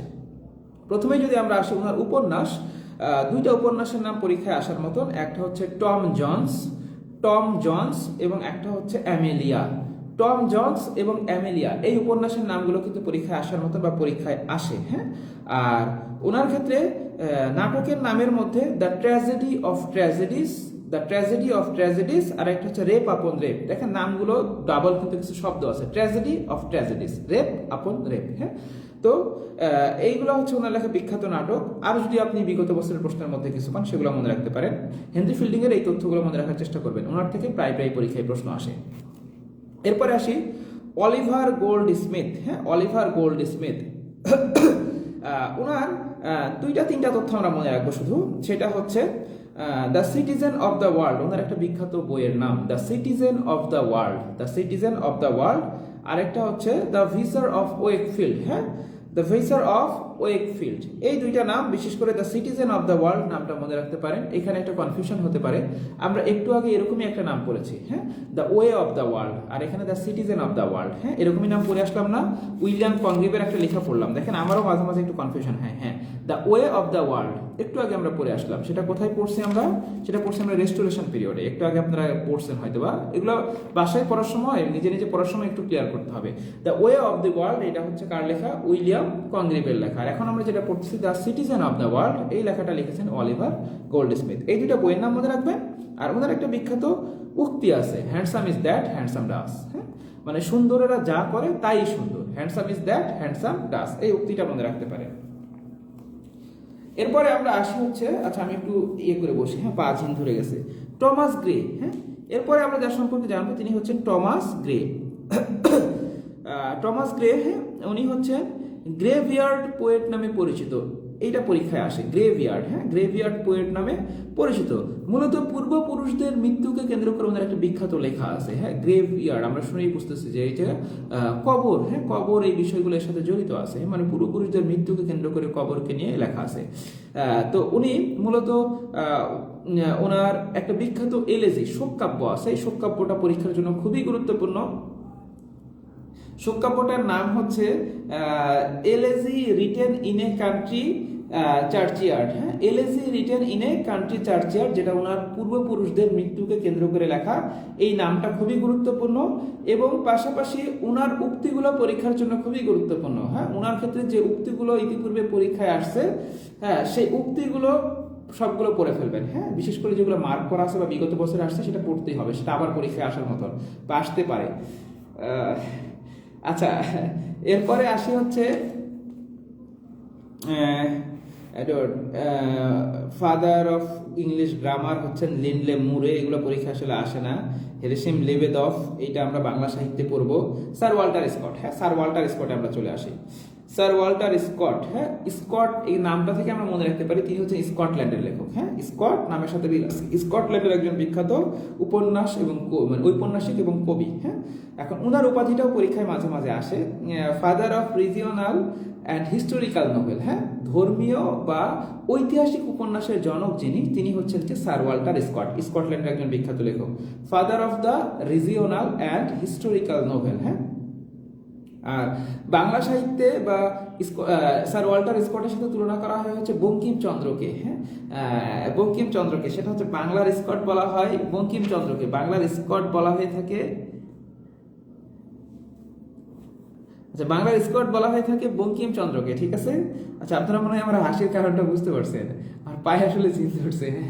হ্যাঁ একটু না এরকম বসেছিলাম, হঠাৎ করে পা জিন ধরছে। আচ্ছা ঠিক হয়েছে আবার। হ্যাঁ, বাংলার স্কট বলা হয়ে থাকে বঙ্কিমচন্দ্রকে। বঙ্কিমচন্দ্রের আরো কিছু কিন্তু উপাধি আছে, পড়তে গেলে মানে একসাথে চাইলে যখন এরকম তথ্য পাবেন একসাথে পড়ে ফেলতে পারেন। হ্যাঁ, যেমন দেখবেন সাহিত্য সম্রাট, বাংলার স্কট, তারপরে আমার ঋষি, এরকম কিছু কিছু তথ্য আছে যেগুলো হচ্ছে বঙ্কিমচন্দ্রের ক্ষেত্রে প্রযোজ্য। এখন আসি ওনার লেখা সাহিত্যকর্মের ক্ষেত্রে, স্যার ওয়াল্টার স্কটের লেখা সাহিত্যকর্মের ক্ষেত্রে। তো ওনার একটা শ্রেষ্ঠ উপন্যাস আছে, উপন্যাসটার নাম পরীক্ষায় আসে, ঐতিহাসিক একটা উপন্যাস, সেই উপন্যাসটার নাম হচ্ছে ইভানহো। উপন্যাসটার নাম হচ্ছে ইভানহো। হ্যাঁ, উপন্যাসটার নাম হচ্ছে ইভানহো, এটা দাগ দিয়ে ফেলেন। তারপরে হচ্ছে ওনার বিখ্যাত আরো একটা বিখ্যাত লেখা আছে, হ্যাঁ একটা কবিতা আছে, কবিতাটার নামও খুবই গুরুত্বপূর্ণ, পরীক্ষায় খুব আসে, প্যাট্রিয়টিজম। প্যাট্রিয়টিজম। তো এইখানে আবার একটা কনফিউশন হয়, এই নামটা পড়ার সময় অন্য একটা সাহিত্যিকের নামের সাথে খুব কনফিউশন হয় এবং দুইটাই পরীক্ষায় খুব আসে। দুইটাই বলতে এই নামটা তারপরে তুলনামূলক কম আসে, তবে অন্য সাহিত্যিকের যে নামটা ওইটা আবার পরীক্ষায় খুব আসে। হ্যাঁ, একটা হচ্ছে প্যাট্রিয়টিজম আর একটা হচ্ছে দি প্যাট্রিয়ট। হ্যাঁ, দি প্যাট্রিয়ট একটা, আরেকটা হচ্ছে প্যাট্রিয়টিজম, একটা হচ্ছে দেশপ্রেমিক, একটা হচ্ছে দেশপ্রেম, এরকম। হ্যাঁ, প্যাট্রিয়টিজম যেটা আমরা এখন পড়ছি সেটা কার, স্যার ওয়াল্টার স্কটের লেখা একটা কবিতা। আর দি প্যাট্রিয়ট যেটা, এটা আবার লিখেছেন রবার্ট ব্রাউনিং। রবার্ট ব্রাউনিং উনি আবার কে, এখন আমরা একটু ক্লিয়ার করি।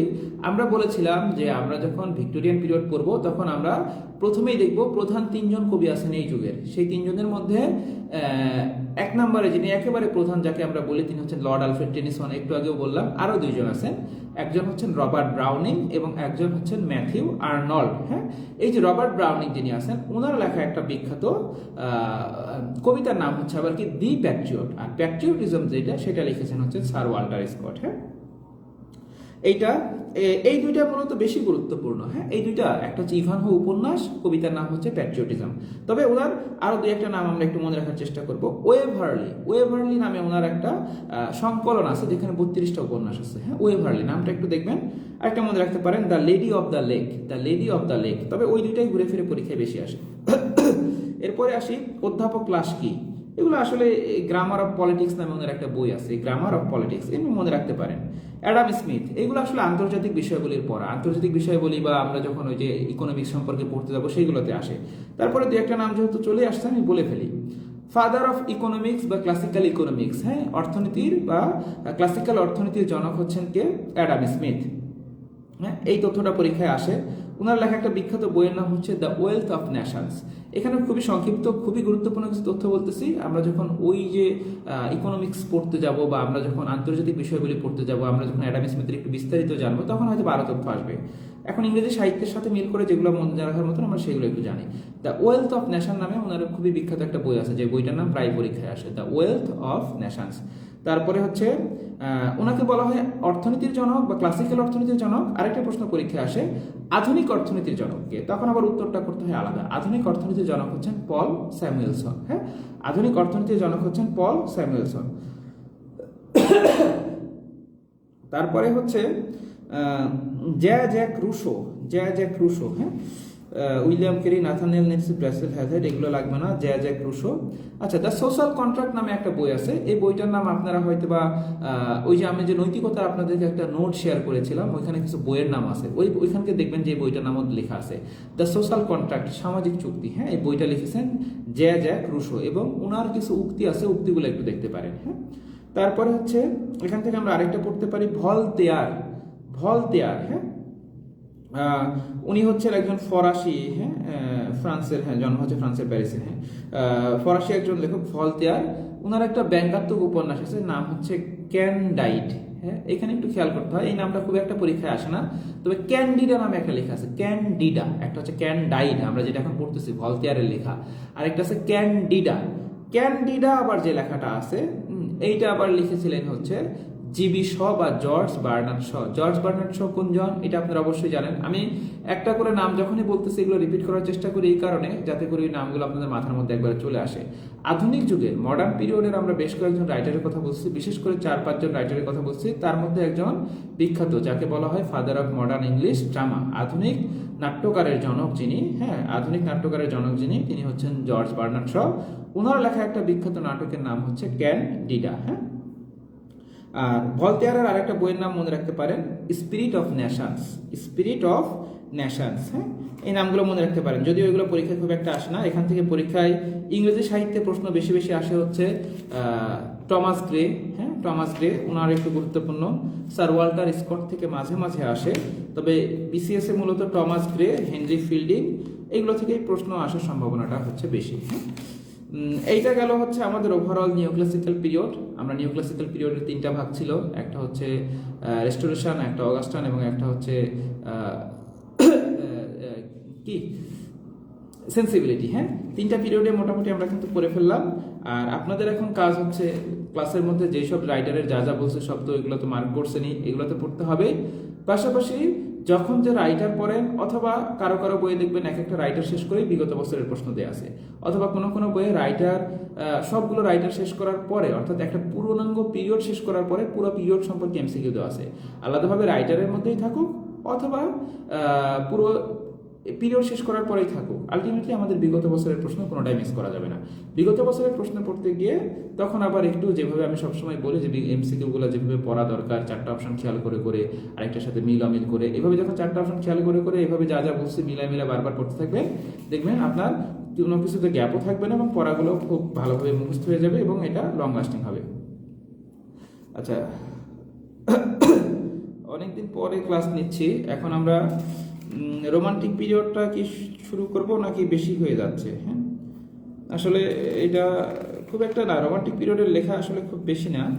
মানে লেখক হচ্ছেন এখানে 8 থেকে 10 জন, এর মধ্যে 5 জন বা 6 জন রাইটারের আমাদের একটু বিস্তারিত পড়তে হয়, আর বাকি রাইটারের অত ডিটেলস না পড়লেও চলে। হ্যাঁ, ওইগুলো থেকে স্পেসিফিক তথ্য পড়তে হয়।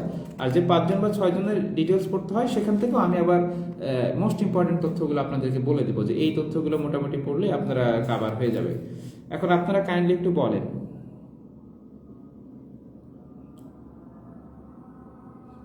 আচ্ছা, এটা না ভাইয়া, ভাইয়া কমেন্ট পড়েন না। ভাইয়া আমি বলছি ভাইয়া কমেন্ট পড়ার জন্য আলাদা সময় দিব। হ্যাঁ, আপনারা মানে যখন কমেন্ট করার জন্য সময় দিব তখন কমেন্ট করবেন। হ্যাঁ, আমি নর্মালি কমেন্ট, ধরেন আমি ক্লাস করতে করতে হঠাৎ করে যদি আপনারা কমেন্ট করেন, ক্লাসের একটা ফ্লো নষ্ট হয় না, এই জন্য। হ্যাঁ, আপনি হয়তো বা খেয়াল করেন না এই বিষয়টা। যখন আমি সময় দিব আপনাদেরকে তখন কমেন্ট করবেন, আমি সবগুলো কমেন্টই পড়বো। অফ টপিকে একটা কোশ্চেন করেছি ভাইয়া, জিরান্ডের পার্টিসিপল আমি প্রায় এই সময় বলে ফেলি, এটা নিয়ে একটা ক্লাস নেওয়া যায় কি? আচ্ছা ভাই, ঠিক আছে, আপনাদের সমস্যাগুলো তো অবশ্যই আমরা বিবেচনায় রাখি। আর আপনাদের ইংরেজি সাহিত্য, ইংলিশ গ্রামারের ক্লাস তো আছেই, আপনাদের সবগুলো ক্লাসই তো আছে। জিরান্ড পার্টিসিপলের ক্লাসও কিন্তু নেবেন, এটা দীপ্ত ভাই নিয়ে নেবেন। হ্যাঁ, মানে মানে অফ টপিক বলতে এইটার ক্লাসের বাইরে গিয়ে না, আপনাদের যেহেতু সবই পড়াবো আমরা, এরকম না যে আমরা একবারে বাদ দিয়ে যাচ্ছি। আপনাদের এই 55টা ক্লাসের মধ্যে পুরো সিলেবাসই কাভার হচ্ছে। হয়তো কিছু জায়গায় এমন কিছু পড়া আছে যেটা হয়তো আমি মুখস্থ করে আপনাকে এই মুহূর্তে ক্লাসের মধ্যে দিতে পারবো না, বা আসলে দেওয়ারও কিছু নাই, বা ক্লাসের মধ্যে মুখস্থ করে দেওয়া সম্ভবও না। বাসায় মূলত পড়া আমাদের বেশি বেশি দরকার, যেগুলো অনেকটা মুখস্থ করতে হয়। হ্যাঁ, তো ওইগুলা থেকে পড়াটাকে সাজায় দেওয়া, মানে সাজায় গুছাই দেওয়া, কি পড়বেন, কিভাবে পড়বেন, কতটুকু পড়বেন, বিগত বছরের প্রশ্ন পড়বেন কিনা, কি বাদ দিবেন, এই কাজটা আমরা করতেছি, গুছাই দিছি। দেখেন, আপনি একটু খেয়াল করে দেখেন, নিউ ক্লাসিক্যাল পিরিয়ডের আজকে আমি যে ক্লাসে যা যা বললাম, আপনি যে কোনো একটা বইয়ের সাথে মিলাই দেখেন, আপনার পড়া অনেকখানি কমে গেছে। মোর দেন 50% পড়া কিন্তু কমে গেছে। হ্যাঁ, নিউ ক্লাসিক্যাল পিরিয়ডের বিশেষ করে যে কয়েকটা রাইটারের কথা, মোস্ট ইম্পর্টেন্টলি প্রত্যেকটা পিরিয়ড থেকে দেখবেন 2 জন 1 জন করে রাইটারের কথা বলছি, ওইখান থেকেই প্রশ্ন আসবে পরীক্ষায়। হ্যাঁ, নর্মালি নিউ ক্লাসিক্যাল পিরিয়ড থেকে প্রশ্ন একটু কম কম আসে, 1-2টা প্রশ্ন হয়, যে প্রশ্ন হয় যাই রাইটারগুলো বলছে ওইখান থেকেই প্রশ্নগুলো আসবে। হ্যাঁ, মানে আসার সম্ভাবনা ওইখান থেকেই। তো ওর বাইরে গিয়েও বইয়ের মধ্যে দেখবেন অনেক তথ্য আছে। অনেকে মনে করতে পারেন ভাইয়া ক্লাস করে কি বুঝতেছি না আসলে, যে কি দেখে দেখে কি পড়াচ্ছেন, প্রশ্ন আসতেই পারে। হ্যাঁ, এটা খুবই স্বাভাবিক। তো আপনার জায়গা থেকে আপনি ভাই এটা বুঝবেন না। হ্যাঁ, যদি আপনার মানে আপনি তো প্রাথমিক অবস্থায় আছেন, আপনার কাছে মনে হইতেই পারে এইভাবে দেখে দেখে তো আমিও পড়াইতে পারি, আমি তো সব বলে দিতে পারি। কিন্তু আপনি একটু খেয়াল করে দেখেন যে আপনি যখন পুরো একটা বই নিয়ে একা একা বসতেন, তখন আপনার কাছে যত কিছু পড়তে হইতো, হ্যাঁ, আপনার সব কিছু পড়তে হইতো, আলটিমেটলি আপনার মাথাটা একটু নষ্ট হয়ে যাইতো, আপনি হয়তো মানে মনেও রাখতে পারতেন না সব, অথচ এখানে আপনার পড়াটা মোর দেন 50% কমে গেছে। হ্যাঁ, আপনার এইটুকু তথ্য পড়লেই কিন্তু চলবে, এর বাইরে পরীক্ষা আসে না। আর যদি ভুলক্রমেও আসে ওইটা দরকার নাই, আপনি তো একটা স্কিপ করেন, ওইটা কেউই পড়ে না আসলে। কমন পাওয়ার জন্য যতটুকু পড়া দরকার সেটাই। তো এটা বলার উদ্দেশ্য ছিল যে আমরা আসলে কিছুই কিন্তু বাদ দেব না। যেমন ইংলিশ গ্রামারের আপনাদের যে ক্লাসগুলো হবে, হ্যাঁ, ওইখানে জিরান পার্টিসিপল একেবারে বেসিক যেটা, মানে যেটা দেখে আপনি না চিনলেই না, মানে এই জিরান পার্টিসিপল বের করার জন্য কোনটা জিরান কোনটা পার্টিসিপল, এই ক্লাসও কিন্তু আমাদের আছে। এই ক্লাসটা দীপ্ত ভাই আপনাদের নিয়ে নেবেন। হ্যাঁ, অল্প সময়ের মধ্যে যেগুলো ক্লাসে শেখানোর মতন ইংলিশ ম্যাথ এগুলোর একেবারে বেসিক যে অংশগুলো সেটা কিন্তু আমরা ক্লাসে পড়াচ্ছি। আর যেগুলো অনেকটা মুখস্থ ভাষায় পড়ার মতন সেগুলো আমরা মূলত আপনাদেরকে এক্স্যাক্টলি প্রত্যেকটা সাবজেক্টে শুরু থেকে টপিক ধরে ধরে বলে দেওয়ার চেষ্টা করতেছি। এই টপিকের ক্ষেত্রে আপনি এইটা পড়েন, এইভাবে গোছান, এইভাবে রিভিশন করেন, পরীক্ষার পূর্বে আসলে আপনি আবার এইভাবে পড়বেন। হ্যাঁ, তো এটা নিয়ে চিন্তা নেই ভাই, এটা ক্লাসও নেওয়া হবে ভাই। আচ্ছা ভাই, একটু আচ্ছা এটা পড়ে ফেলছি, না ভাইয়া এটা মানে কোনো সমস্যা হচ্ছিল না। আচ্ছা এটা গেল। উইলিয়াম ব্লেক কি বাদ দিব? ব্লেক বাদ দিবেন না ভাই, আমি যে বললাম কিছু কিছু রাইটার আছেন যাদেরকে এক এক জায়গায় বলা হচ্ছে। উইলিয়াম ব্লেক উনি হচ্ছেন কোনো বইয়ে নিও ক্লাসিক্যাল পিরিয়ডে দেওয়া আছে, কোনো বইয়ে রোমান্টিক পিরিয়ডে দেওয়া আছে। মূলত তিনি লেখালেখি শুরু করেছিলেন নিও ক্লাসিক্যাল পিরিয়ডে। হ্যাঁ, তিনি লেখালেখি শুরু করেছিলেন মূলত নিও ক্লাসিক্যাল পিরিয়ডে, এই জন্য অনেকেই ওনাকে নিও ক্লাসিক্যাল পিরিয়ডের লেখক মনে করেন। আবার অনেক বিশেষজ্ঞ মনে করেন যে তিনি নিও ক্লাসিক্যাল পিরিয়ডে না, তিনি হচ্ছে রোমান্টিক পিরিয়ডের লেখক। তো আমি যে বইটা দেখে আগাচ্ছি সেই বইয়ের মধ্যে রোমান্টিক পিরিয়ডের ওনার নামটা আছে, এই জন্য এখনো নামটা আসে নাই। তবে ওনার ক্ষেত্রে আমরা কিছু স্পেসিফিক কিছু তথ্য আমরা জানার চেষ্টা করবো।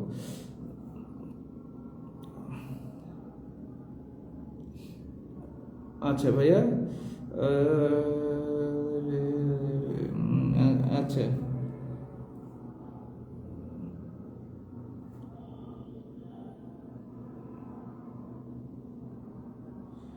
আচ্ছা আমার ফোনে আছে। এখন তাহলে একটু বলেন, আমরা কি রোমান্টিক পিরিয়ড আজকে শুরু করব নাকি হচ্ছে এটা আমি করব, আগামীকাল ক্লাসের জন্য রাখবো? রোমান্টিক পিরিয়ডটা পড়তে গেলেও আমাদের এই মোটামুটি এরকম সময় লাগবে। আমার সমস্যা নেই, কারণ আপনাদের জন্য অনেক বেশি হয়ে যাইতে পারে। মাঝে মাঝে কিছু ক্লাস আর কি, মানে আমি যদি টেনে একটা না শুরু করতাম, খুব দ্রুত কথা বলতে পারতাম, তাহলে হয়তো আমি আজকের ক্লাসে শেষ করতে পারতাম। তারপর আমি একটু দেখি, হ্যাঁ, অনেকের কাছে একটু বেশি হইতে পারে। আরে ভাই, ক্লাস নেওয়ার সময় এখন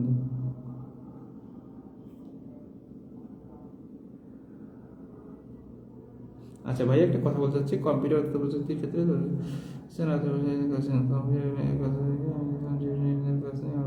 না ভাইয়া, এইটা নিয়ে আমরা হয়তো বা আর একটা ক্লাস চাইলে রাখতে পারি। মূলত আমাদের ওই দুইটা ক্লাসের মধ্যে আমরা মোটামুটি দেখানোর চেষ্টা করেছিলাম যে আপনাদের কি কি পড়তে হবে, কতটুকু পড়তে হবে। হ্যাঁ, তারপরেও আমরা একটা দুইটা ক্লাস হয়তো বা রাখতে পারি যেখানে ওইগুলোর উপরে সামান্য আলোচনা আছে। হ্যাঁ, নর্মালি আমাদের কোর্সের অন্তর্ভুক্ত দুইটা ক্লাসেই বলে দেওয়ার চেষ্টা করি আমরা যে এখান থেকে কি কি পড়তে হবে। তবে আমরা একটা দুইটা ক্লাস আমাদের রেকর্ড করা আছে, পাশাপাশি একটা দুইটা ক্লাসও হয়তো আমি দীপ্ত ভাইকে বলবো, ওনার কিছু বিষয় সাজানো আছে এটার উপরে এক্সট্রা করে যাতে আপনাদের একটা ক্লাস নিয়ে নেয়। হ্যাঁ, তবে এই ক্লাসটা আমরা আমাদের ধারাবাহিক যে ক্লাসগুলো আছে এই ক্লাসগুলো শেষ করার পরে, অথবা যদি কখনো এর ফাঁকে সময় হয় এর মধ্যে আমরা এটা দিয়ে দেবো। আচ্ছা শুরু করতে শুরু করেন স্যার। আচ্ছা আমি শুরু করতেছি, আমি অনেকগুলো কমেন্ট পাইছি যেগুলো হচ্ছে শুরু করেন, তবে আপনাদেরকে এইবারে একটু কুইক হইতে হবে। হ্যাঁ, রোমান্টিক পিরিয়ডের এই যুগটাকে বলা হয় গোল্ডেন এজ অফ লিরিক। হ্যাঁ, গীতি কবিতার স্বর্ণযুগ। এটার আরেকটা উপাধি হচ্ছে এজ অফ রিভলিউশন। হ্যাঁ, এজ অফ রিভলিউশন বা এজ অফ লিরিক, এটাকে বলা হয় এজ অফ লিরিক বা এজ অফ রিভলিউশন। লিরিক হচ্ছে গীতি কবিতা গান আকারে গাওয়া হয়। গীতি কবিতার স্বর্ণযুগ মানে এই যুগটায় এসে কবিতা একবারে উচ্চতর শিখরে, হ্যাঁ, উচ্চতম পর্যায়ে চলে যায়। আগের যুগে যেমন আমরা দেখেছিলাম এলিজাবেথ পিরিয়ডটা বিখ্যাত ছিল হচ্ছে নাটকের জন্য। হ্যাঁ, এই যুগে এসে আমরা দেখতেছি এই যুগটা বিখ্যাত হচ্ছে কবিতার জন্য। রোমান্টিক পিরিয়ডের পরে যখন আমরা আবার ভিক্টোরিয়ান পিরিয়ডটা পড়বো, তখন আমরা দেখবো আবার ভিক্টোরিয়ান পিরিয়ডটা আবার আপনার বিখ্যাত হচ্ছে কিসের জন্য? ভিক্টোরিয়ান পিরিয়ডটি বিখ্যাত হচ্ছে উপন্যাসের জন্য। হ্যাঁ, মনে রাখতে পারেন এই যুগের স্লোগানটা একটু দেখবেন, আর্ট ফর আর্টস সেক। হ্যাঁ, নিও ক্লাসিক্যাল পিরিয়ডের একটা স্লোগান ছিল। হ্যাঁ, আমরা এখন এইটা জানবো এর সাথে মিল করে, art for man sake. Art for man's sake, হ্যাঁ, মানে মানুষের জন্য শিল্প এরকম। আর এখানে এসে স্লোগানটা হচ্ছে রোমান্টিক পিরিয়ডে আর্ট ফর আর্টস সেক, শিল্পের জন্যই শিল্প, শিল্প তৈরির উদ্দেশ্যে আলাদা কোনো শিল্প মানে সৃষ্টির পেছনে আলাদা কোনো উদ্দেশ্য নাই, শিল্পের উদ্দেশ্যই হচ্ছে শিল্প তৈরি করা, শিল্পের জন্যই শিল্প, আর্ট ফর আর্টস সেক। হ্যাঁ, এই যুগের বেশ কিছু বৈশিষ্ট্য আছে, আমরা বৈশিষ্ট্যগুলো একটু জানতে পারি। হ্যাঁ, বৈশিষ্ট্যের মধ্যে একটা প্রধান বৈশিষ্ট্য হচ্ছে হাই ইমাজিনেশন, কল্পনা শক্তি। হ্যাঁ, এর পূর্ববর্তী সময়গুলোতে লেখকেরা যে বিষয়গুলোকে বেশি গুরুত্ব আরোপ করতেন সেখানে অনেকটাই দেখা যেত অনুকরণ প্রবণতা। হ্যাঁ, একটা দুইটা শব্দ, একটা হচ্ছে ইমিটেশন আর একটা হচ্ছে ইমাজিনেশন। ইমিটেশন হচ্ছে অনুকরণ করা, অন্যকে অনুকরণ করা, আর ইমাজিনেশন মানে কি, কল্পনা করা। এখানে এসে আমরা দেখতেছি বেশিরভাগ সময় লেখকগুলো কি লিখেছিলেন, কবিতা। তো কবিতা লেখার সময় লেখকরা নিজেদের যে কল্পনা শক্তি ছিল সেই কল্পনা শক্তিকে কাজে লাগিয়ে ওনারা বিভিন্ন মানে আঙ্গিকে কবিতাগুলো রচনা করতেন। ইমাজিনেশন এই যুগের একটা বিখ্যাত, মানে এই যুগের কবিতার একটা বিখ্যাত বৈশিষ্ট্য। আরও কিছু বৈশিষ্ট্য আছে, যেমন সাবজেক্টিভিটি, কবিতায় আয়ের ব্যবহার শুরু করা, এগুলো পরীক্ষায় খুব বেশি একটা আসে না।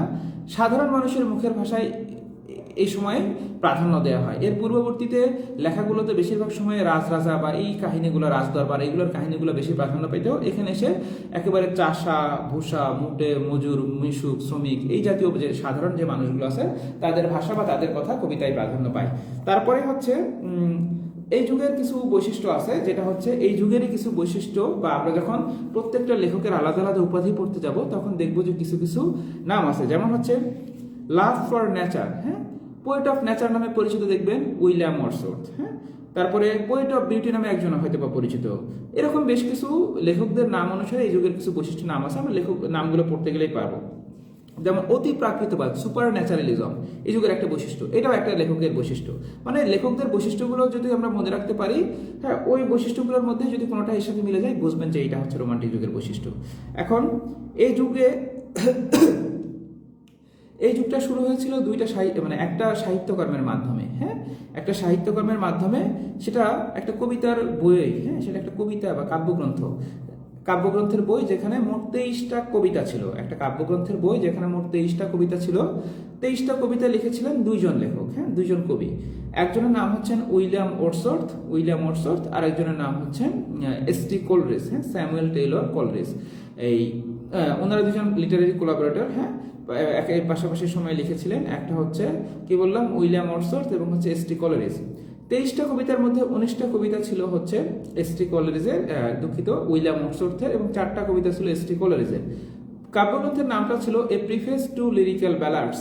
এ প্রিফেস টু লিরিক্যাল ব্যালাডস, এই নামটা পরীক্ষার জন্য খুবই খুবই খুবই গুরুত্বপূর্ণ। হ্যাঁ, এ প্রিফেস টু লিরিক্যাল ব্যালাডস, যেটা প্রকাশিত হয় 1798 সালে। সালটাও খুবই গুরুত্বপূর্ণ। আমরা কি জানি, রোমান্টিক পিরিয়ডটা শুরু হয় 1798 সালে আর শেষ হয় হচ্ছে 1832 সালে। 1798 সালে শুরু আর 1832 সালে গিয়ে শেষ।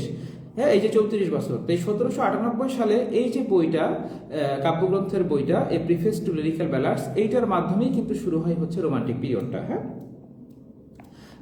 তো এখান থেকে এই যে এই বইয়ের নামটা কে সূচনা করেন, হ্যাঁ, বিশেষ করে দুইটা নাম, মানে অনেকগুলো অপশনে থাকলে আবার আপনারা যদি পরীক্ষায় প্রশ্ন আসে রোমান্টিক যুগের সূচনাকারীকে, তাহলে আপনারা আবার উত্তরটা করবেন হচ্ছে উইলিয়াম ওয়ার্ডসওয়ার্থ। হ্যাঁ, তিনি মূলত এই যুগের সূচনা করেন। তো এই যে তথ্যগুলো বললাম এগুলো হচ্ছে একদম প্রাথমিক তথ্য। এখন আমরা একটা একটা করে রাইটারে চলে যাই। আমি একটু কুইক বলবো। উইলিয়াম ওয়ার্ডসওয়ার্থের উপাধিগুলো পরীক্ষার জন্য গুরুত্বপূর্ণ। বিশেষ করে একটা উপাধি খুব আসে, সেটা হচ্ছে পোয়েট অফ নেচার। নেচার শব্দটা যেখানেই দেখবেন উত্তর করবেন, দেখবেন হচ্ছে এটার উত্তর হয় উইলিয়াম ওয়ার্ডসওয়ার্থ। হ্যাঁ, প্রকৃতির কবি নামে পরিচিত কে, উইলিয়াম ওয়ার্ডসওয়ার্থ। বাংলা সাহিত্যের সাথে মিল করে পড়তে পারেন। বাংলা সাহিত্যের প্রকৃতির কবি কে? প্রকৃতির কবি হচ্ছে কে? জীবনানন্দ দাশ। ওনার আবার কিন্তু একটা উপাধি নাই, 7-8টা উপাধি আছে। হ্যাঁ, 6টা-7টা আছে। প্রকৃতির কবি, নির্জনতার কবি, ধূসরতার কবি, তারপরে হচ্ছে রূপসী বাংলার কবি। আরো কি কি জানি, সবগুলো মানে অপশন দেখলে মনে হয় সবগুলো মনে থাকে না আসলে। তো পোয়েট অফ নেচার, ইংরেজি সাহিত্যে প্রকৃতির কবি হচ্ছেন কে? William Wordsworth. আর বাংলা সাহিত্যে প্রকৃতির কবি হচ্ছেন কি বললাম, জীবনানন্দ দাশ। হ্যাঁ, আর এই যে পোয়েট অফ নেচার, এই উপাধিটা ওনাকে আবার দেন হচ্ছেন পি.বি. শেলি নামে একজন। পি.বি. শেলিও এই যুগেরই একজন রাইটার। হ্যাঁ, পার্সিবিসে শেলি। ওনার আরেকটা উপাধি হচ্ছে পোয়েট অফ চাইল্ডহুড। হ্যাঁ, poet of nature and poet of childhood, এই প্রশ্নটা পরীক্ষায় আসে। পোয়েট অফ নেচার বা পোয়েট অফ চাইল্ডহুড নামে পরিচিত যিনি, তিনি হচ্ছেন উইলিয়াম ওয়ার্ডসওয়ার্থ। লেক পোয়েট, তিনি ছিলেন একজন লেক পোয়েট, এটা দেখতে পারেন। Pioneer of romantic movement, romantic মুভমেন্টের সূচনাকারী হচ্ছেন তিনি, এই যেটা একটু আগে আমরা পড়লাম। আরো যেগুলো তথ্যগুলো খুব একটা আসে না। পোয়েট লরিয়েট, যেটাকে আমরা বলছিলাম একটু আগে, যেটা ছিলেন কে, ইংরেজি, তিনিও একজন পোয়েট লরিয়েট ছিলেন। হ্যাঁ, তিনিও একজন পোয়েট লরিয়েট ছিলেন। আর পোয়েট লরিয়েট শব্দটা আমরা একটু আগে পড়ছি যখন আমরা জন ড্রাইডেন পড়তেছিলাম। জন ড্রাইডেন হচ্ছেন তিনি পোয়েট লরিয়েট, ইংল্যান্ডের প্রথম ফার্স্ট পোয়েট লরিয়েট, রাজসভার প্রথম কবি ছিলেন। ওনার লেখার সাহিত্যকর্মের সাথে বাংলা সাহিত্যে বিভূতিভূষণ বন্দ্যোপাধ্যায়ের লেখার কিছু মিল পাওয়া যায়। হ্যাঁ, উইলিয়াম ওয়ার্ডসওয়ার্থের লেখার সাথে বিভূতিভূষণ বন্দ্যোপাধ্যায়ের লেখার মিল পাওয়া যায়। অক্সফোর্ড বিশ্ববিদ্যালয় থেকে ওনাকে একটা উপাধি দেওয়া হয় ডক্টর অফ সিভিল ল। এইগুলা তথ্য খুব কম আসে। হ্যাঁ, দেখতে পারেন ওনার একটা নাটক আছে, নাটকের নাম হচ্ছে দি বর্ডারার্স। দি বর্ডারার্স, এটাও পরীক্ষায় খুব একটা আসে নাই, দি বর্ডারার্স। তারপরে হচ্ছে ওনার একটা পোয়েটিক অটোবায়োগ্রাফি। বায়োগ্রাফি হচ্ছে যখন কারো জীবনী নিয়ে কিছু লেখা হয়, আর অটোবায়োগ্রাফি মানে হচ্ছে যখন একজন ব্যক্তি নিজেই তার জীবনী নিয়ে লেখেন। মানে আমি যদি আমার জীবনী নিয়ে লিখি, আপনি যদি আপনার জীবনী নিয়ে লেখেন, সেটাকে বলা হয় অটোবায়োগ্রাফি। অটো মানে কি, নিজেই নিজেরটা লেখা। হ্যাঁ, তো ওনার একটা পোয়েটিক, হ্যাঁ, কবিতার একটা আত্মজীবনী আছে, সেটার নাম হচ্ছে দ্য প্রিলিউড। দ্য প্রিলিউড, এটাও পরীক্ষায় খুব একটা আসে নাই, নামগুলো দেখতে পারেন। দ্য বর্ডারার্স হচ্ছে ওনার নাটক, দ্য প্রিলিউড হচ্ছে ওনার পোয়েটিক অটোবায়োগ্রাফি। এইবারে আমরা আসি ওনার সাহিত্যকর্মে, যেগুলো পরীক্ষার জন্য খুবই গুরুত্বপূর্ণ। তো ওনার লেখা সাহিত্যকর্ম আসলে সবগুলোই গুরুত্বপূর্ণ, ওনার লেখা কবিতার নাম সবগুলোই গুরুত্বপূর্ণ। এর মধ্যে থেকে আমি কয়েকটা নাম বলে দিচ্ছি যেগুলো পরীক্ষায় বারবার আসে বা আসতে পারে। প্রথমে লিরিক্যাল ব্যালাডস, এটা তো আগে আলোচনা করলাম। দি ড্যাফোডিলস, দি ড্যাফোডিলস। হ্যাঁ, এই দি ড্যাফোডিলস কবিতাটার একটু যদি পারেন, ড্যাফোডিলস কবিতাটার সারমর্মটা একটু পড়বেন। দি ড্যাফোডিলস কবিতাটা কোন প্রেক্ষাপটে তিনি লিখেছিলেন বা এটা সারমর্মটা কি। হ্যাঁ, তো এই কবিতার আবার একটা লাইন আছে, I wandered lonely as a cloud. I wandered lonely as a cloud. হ্যাঁ, মানে এটা হচ্ছে কবিতার প্রথম লাইন। এই কবিতার আরেকটা নামও কিন্তু এইটা। তো লেখক একদিন, লেখকের কোনো একটা কারণে হয়তো খুব একটা মন খারাপ ছিল, তো ওই অবস্থায় তিনি এই ড্যাফোডিল ফুলের পাশ দিয়ে হেঁটে যাচ্ছিলেন। তো ওই ড্যাফোডিল ফুলকে দেখেই তার মনের মধ্যে একটা কি মানে খারাপ লাগাটা চলে যায়। হ্যাঁ, হঠাৎ করে তার মনে আনন্দে ভেসে ওঠে, তখন তিনি এই ড্যাফোডিল কবিতাটা লিখে ফেলেন। হ্যাঁ, তো এরকম আপনারা ভিতরের কাহিনীটা একটু দেখতে পারেন।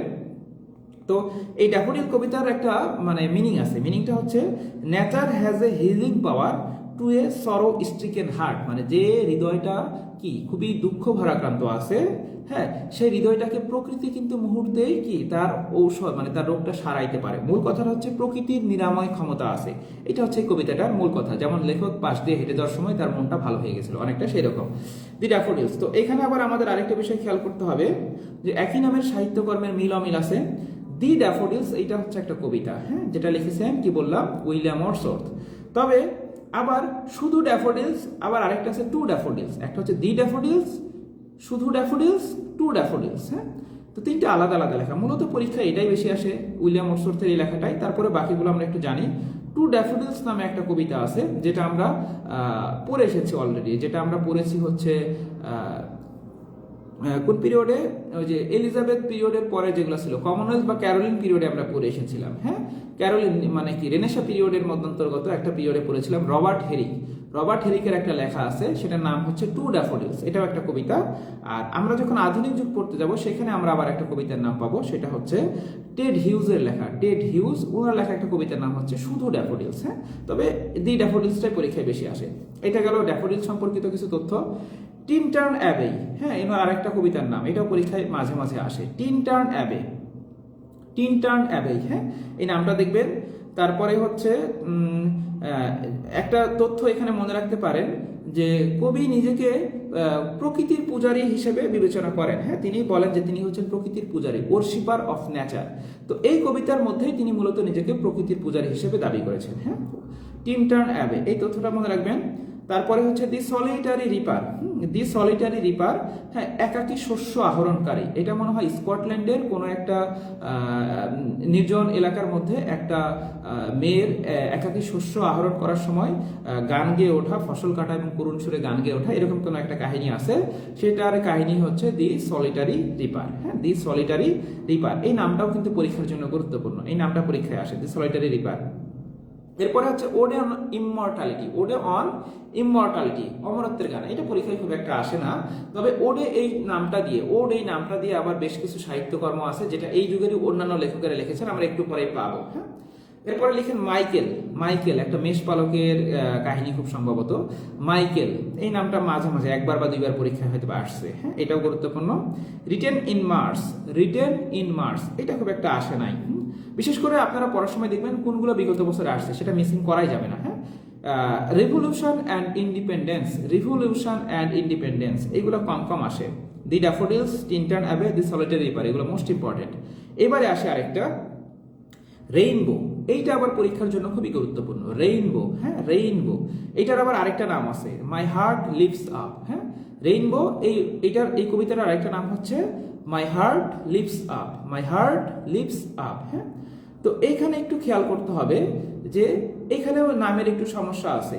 রেইনবো নামের একটা আছে কবিতা, একটা আছে উপন্যাস।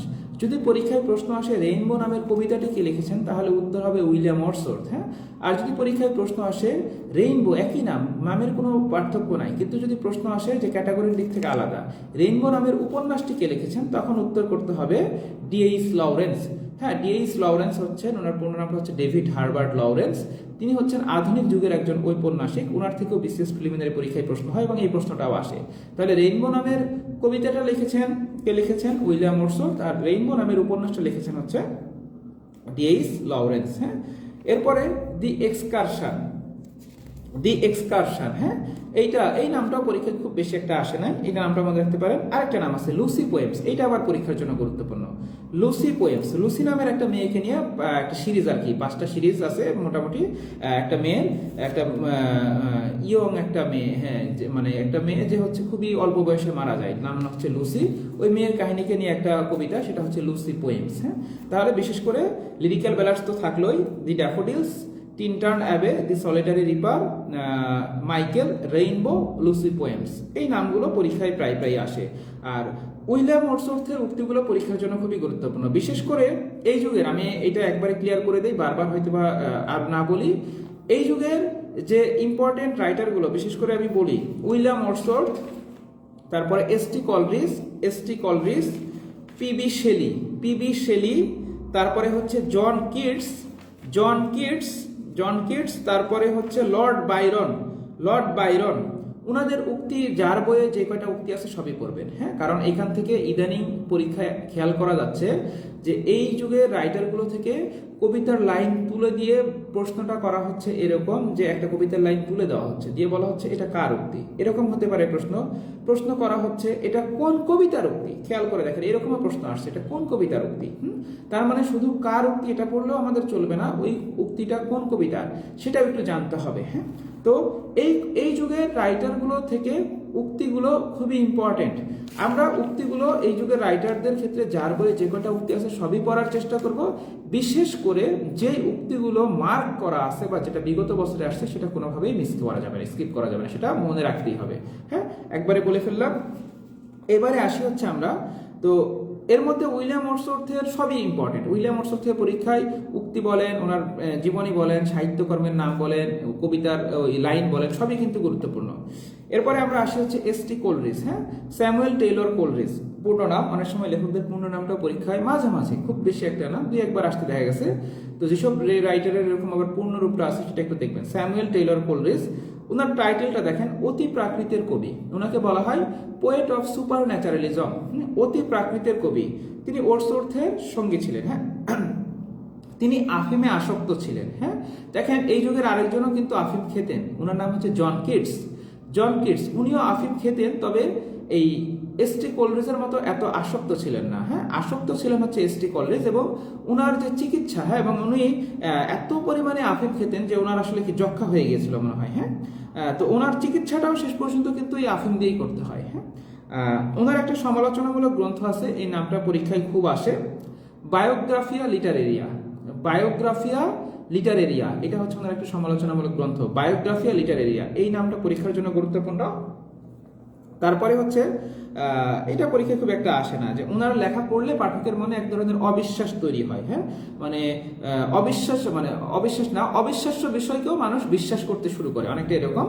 আর মেইনলি হচ্ছে ওনার লেখাগুলো পরীক্ষার জন্য গুরুত্বপূর্ণ। খুব বেশি একটা লেখা নাই, the rime of ancient mariner, এটা খুবই খুবই খুবই গুরুত্বপূর্ণ, প্রায় পরীক্ষায় আসে। The rime of ancient mariner, আপনারা এই কবিতাটার কাহিনীটা একটু জানার চেষ্টা করবেন। হ্যাঁ, এই কবিতাটার কাহিনীটা একটু আমাদের জানার চেষ্টা করতে হবে, এখান থেকে পরীক্ষায় প্রশ্ন আসে। The rime of ancient mariner নামটাও আসে, ভিতরের প্রেক্ষাপট থেকেও প্রশ্ন আসে। এরপরে আসে হচ্ছে কুবলা খান। কি বলছে? কুবলা খান। হ্যাঁ, যদি সম্ভব হয় এইটারও একবার রিডিং করে ফেলবেন। হ্যাঁ, যদিও বা ভিতর থেকে খুব একটা প্রশ্ন আসে না, the rime of ancient mariner থেকে বেশি আসে, চাইলে এটা দেখতে পারেন। The rime of ancient mariner সবচেয়ে গুরুত্বপূর্ণ, কুবলা খান নামটা পরীক্ষায় আসে মাঝে মাঝে। তারপরে হচ্ছে এই দুইটাই বেশি বেশি আসে। আর সাথে দিয়ে একটা নাম দেখতে পারেন, ডিজেকশন, ডিজেকশন অ্যান্ড ওড। হ্যাঁ, ডিজেকশন, আর একটা হচ্ছে ক্রিস্টাবেল, ক্রিস্টাবেল। এই তথ্যগুলো মূলত আমরা এসটি কলেজের ক্ষেত্রে জানতে পারি। এরপরে আসে পিবি শেলি বা পার্সে বিসে শেলি। হ্যাঁ, ওনার টাইটেলগুলো দেখেন, রিভলিউশনারি পোয়েট। আমরা এই যুগটা পড়তে গিয়ে শুরুতেই দেখেন দুইটা শব্দ পড়েছিলাম, এই যুগকেই বলা হয়, এই যুগকে বলা হয় এজ অফ লিরিক, গীতি কবিতার স্বর্ণযুগ, বা রিভলিউশন, এজ অফ রিভলিউশন। হ্যাঁ, বৈপ্লবিক একটা পরিবর্তন আসছে কবিতার মাধ্যমে। হ্যাঁ, এই যে দুইটা আমরা বৈশিষ্ট্য বা উপাধি বললাম না, যে একটা হচ্ছে লিরিক আর একটা হচ্ছে রিভলিউশন, এই দুটো উপাধি হচ্ছে এই পিবি শেলি বা পার্সে বিসে শেলির। হ্যাঁ, রিভলিউশনারি পোয়েট ওনাকে বলা হয়, আরেকটা বলা হয় লিরিক্যাল পোয়েট। হ্যাঁ, এর পাশাপাশি ওনাকে বলা হয় poet of hope and regeneration. মূলত ওই দুটা গুরুত্বপূর্ণ। নাস্তিকতার দায়ে, হ্যাঁ, তিনি নাস্তিক ছিলেন, নাস্তিকতার দায়ে ওনাকে অক্সফোর্ড ইউনিভার্সিটি থেকে ওনাকে কিন্তু কি বহিষ্কার করা হয়। হ্যাঁ, এবং ওনার হচ্ছে একটা লেখা ছিল দ্য নেসেসিটি অফ অ্যাথিজম। হ্যাঁ, the necessity of atheism, atheism মানে কি? নাস্তিক। হ্যাঁ, নাস্তিকতা। এই বইটার জন্যই মূলত ওনাকে অক্সফোর্ড বিশ্ববিদ্যালয় থেকে বহিষ্কার করা হয়। পরীক্ষা এগুলো খুব বেশি একটা আসে না। তিনি কিন্তু ওই যে কিডসকে খুব পছন্দ করতেন। হ্যাঁ, জন কিডস এই যুগের আরেকজন রাইটার, আমরা ওনার পরেই জন কিডসকে পড়বো। হ্যাঁ, ওনাকে তিনি খুব পছন্দ করতেন, ওনার পকেটের মধ্যে সবসময় জন কিডসের কবিতা থাকতো। তো এগুলো আসলে পরীক্ষায় খুব বেশি একটা থাকে না। আপনারা এই যুগের যে রাইটারগুলো আমরা বলতেছি না, আমি কিন্তু মোস্ট ইম্পর্টেন্ট তথ্যগুলো পড়তেছি, কিন্তু আপনারা প্রথমবার পড়ার সময় অন্ততপক্ষে পুরো রাইটার সম্পর্কে একবার হলেও রিডিং দিবেন। বিশেষ করে যেই 5জন বা 6জন রাইটারের কথা বলতেছি, যে 5জনের কথা তো বললামই, যেগুলোর উক্তিগুলো আর কি, একটা হচ্ছে William Wordsworth, S T Coleridge, P B Shelley, তারপরে John Keats, Lord Byron, Jane Austen. হ্যাঁ, একবার হলেও রিডিং করবেন।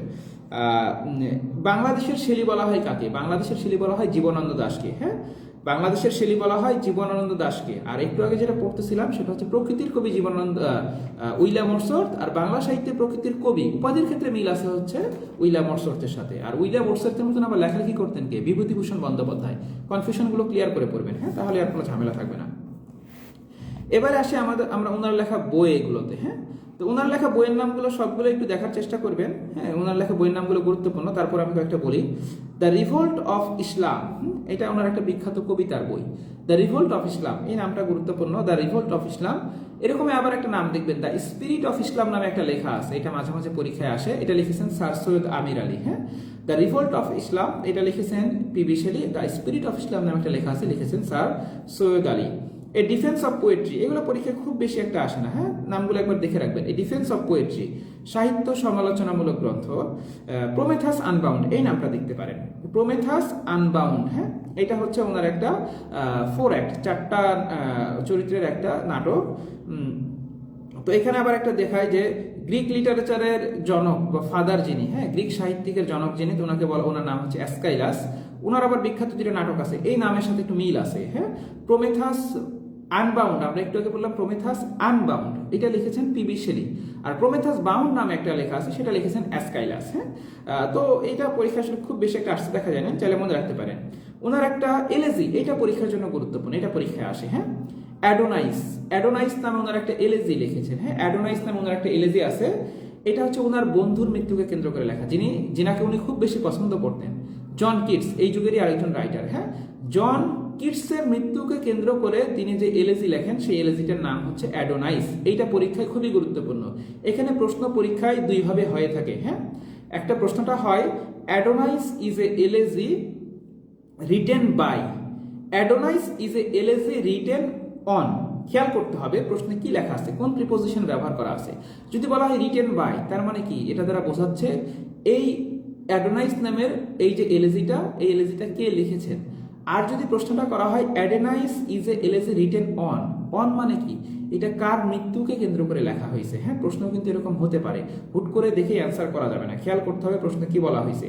যদি বলা হয় কে লিখেছেন, রিটেন বাই, তাহলে উত্তর হবে হচ্ছে পিবি শেলি। আর যদি বলা হয় রিটেন অন, অর্থাৎ কার মৃত্যুকে কেন্দ্র করে বা কাকে কেন্দ্র করে লেখা হয়েছে, তাহলে উত্তর করতে হবে হচ্ছে জন কিটস। হ্যাঁ, তো এই জন্য বলেছিলাম এলিজিগুলো পড়ার সময় আমাদের এই বিষয়গুলো অবশ্যই একটু খেয়াল করতে হবে।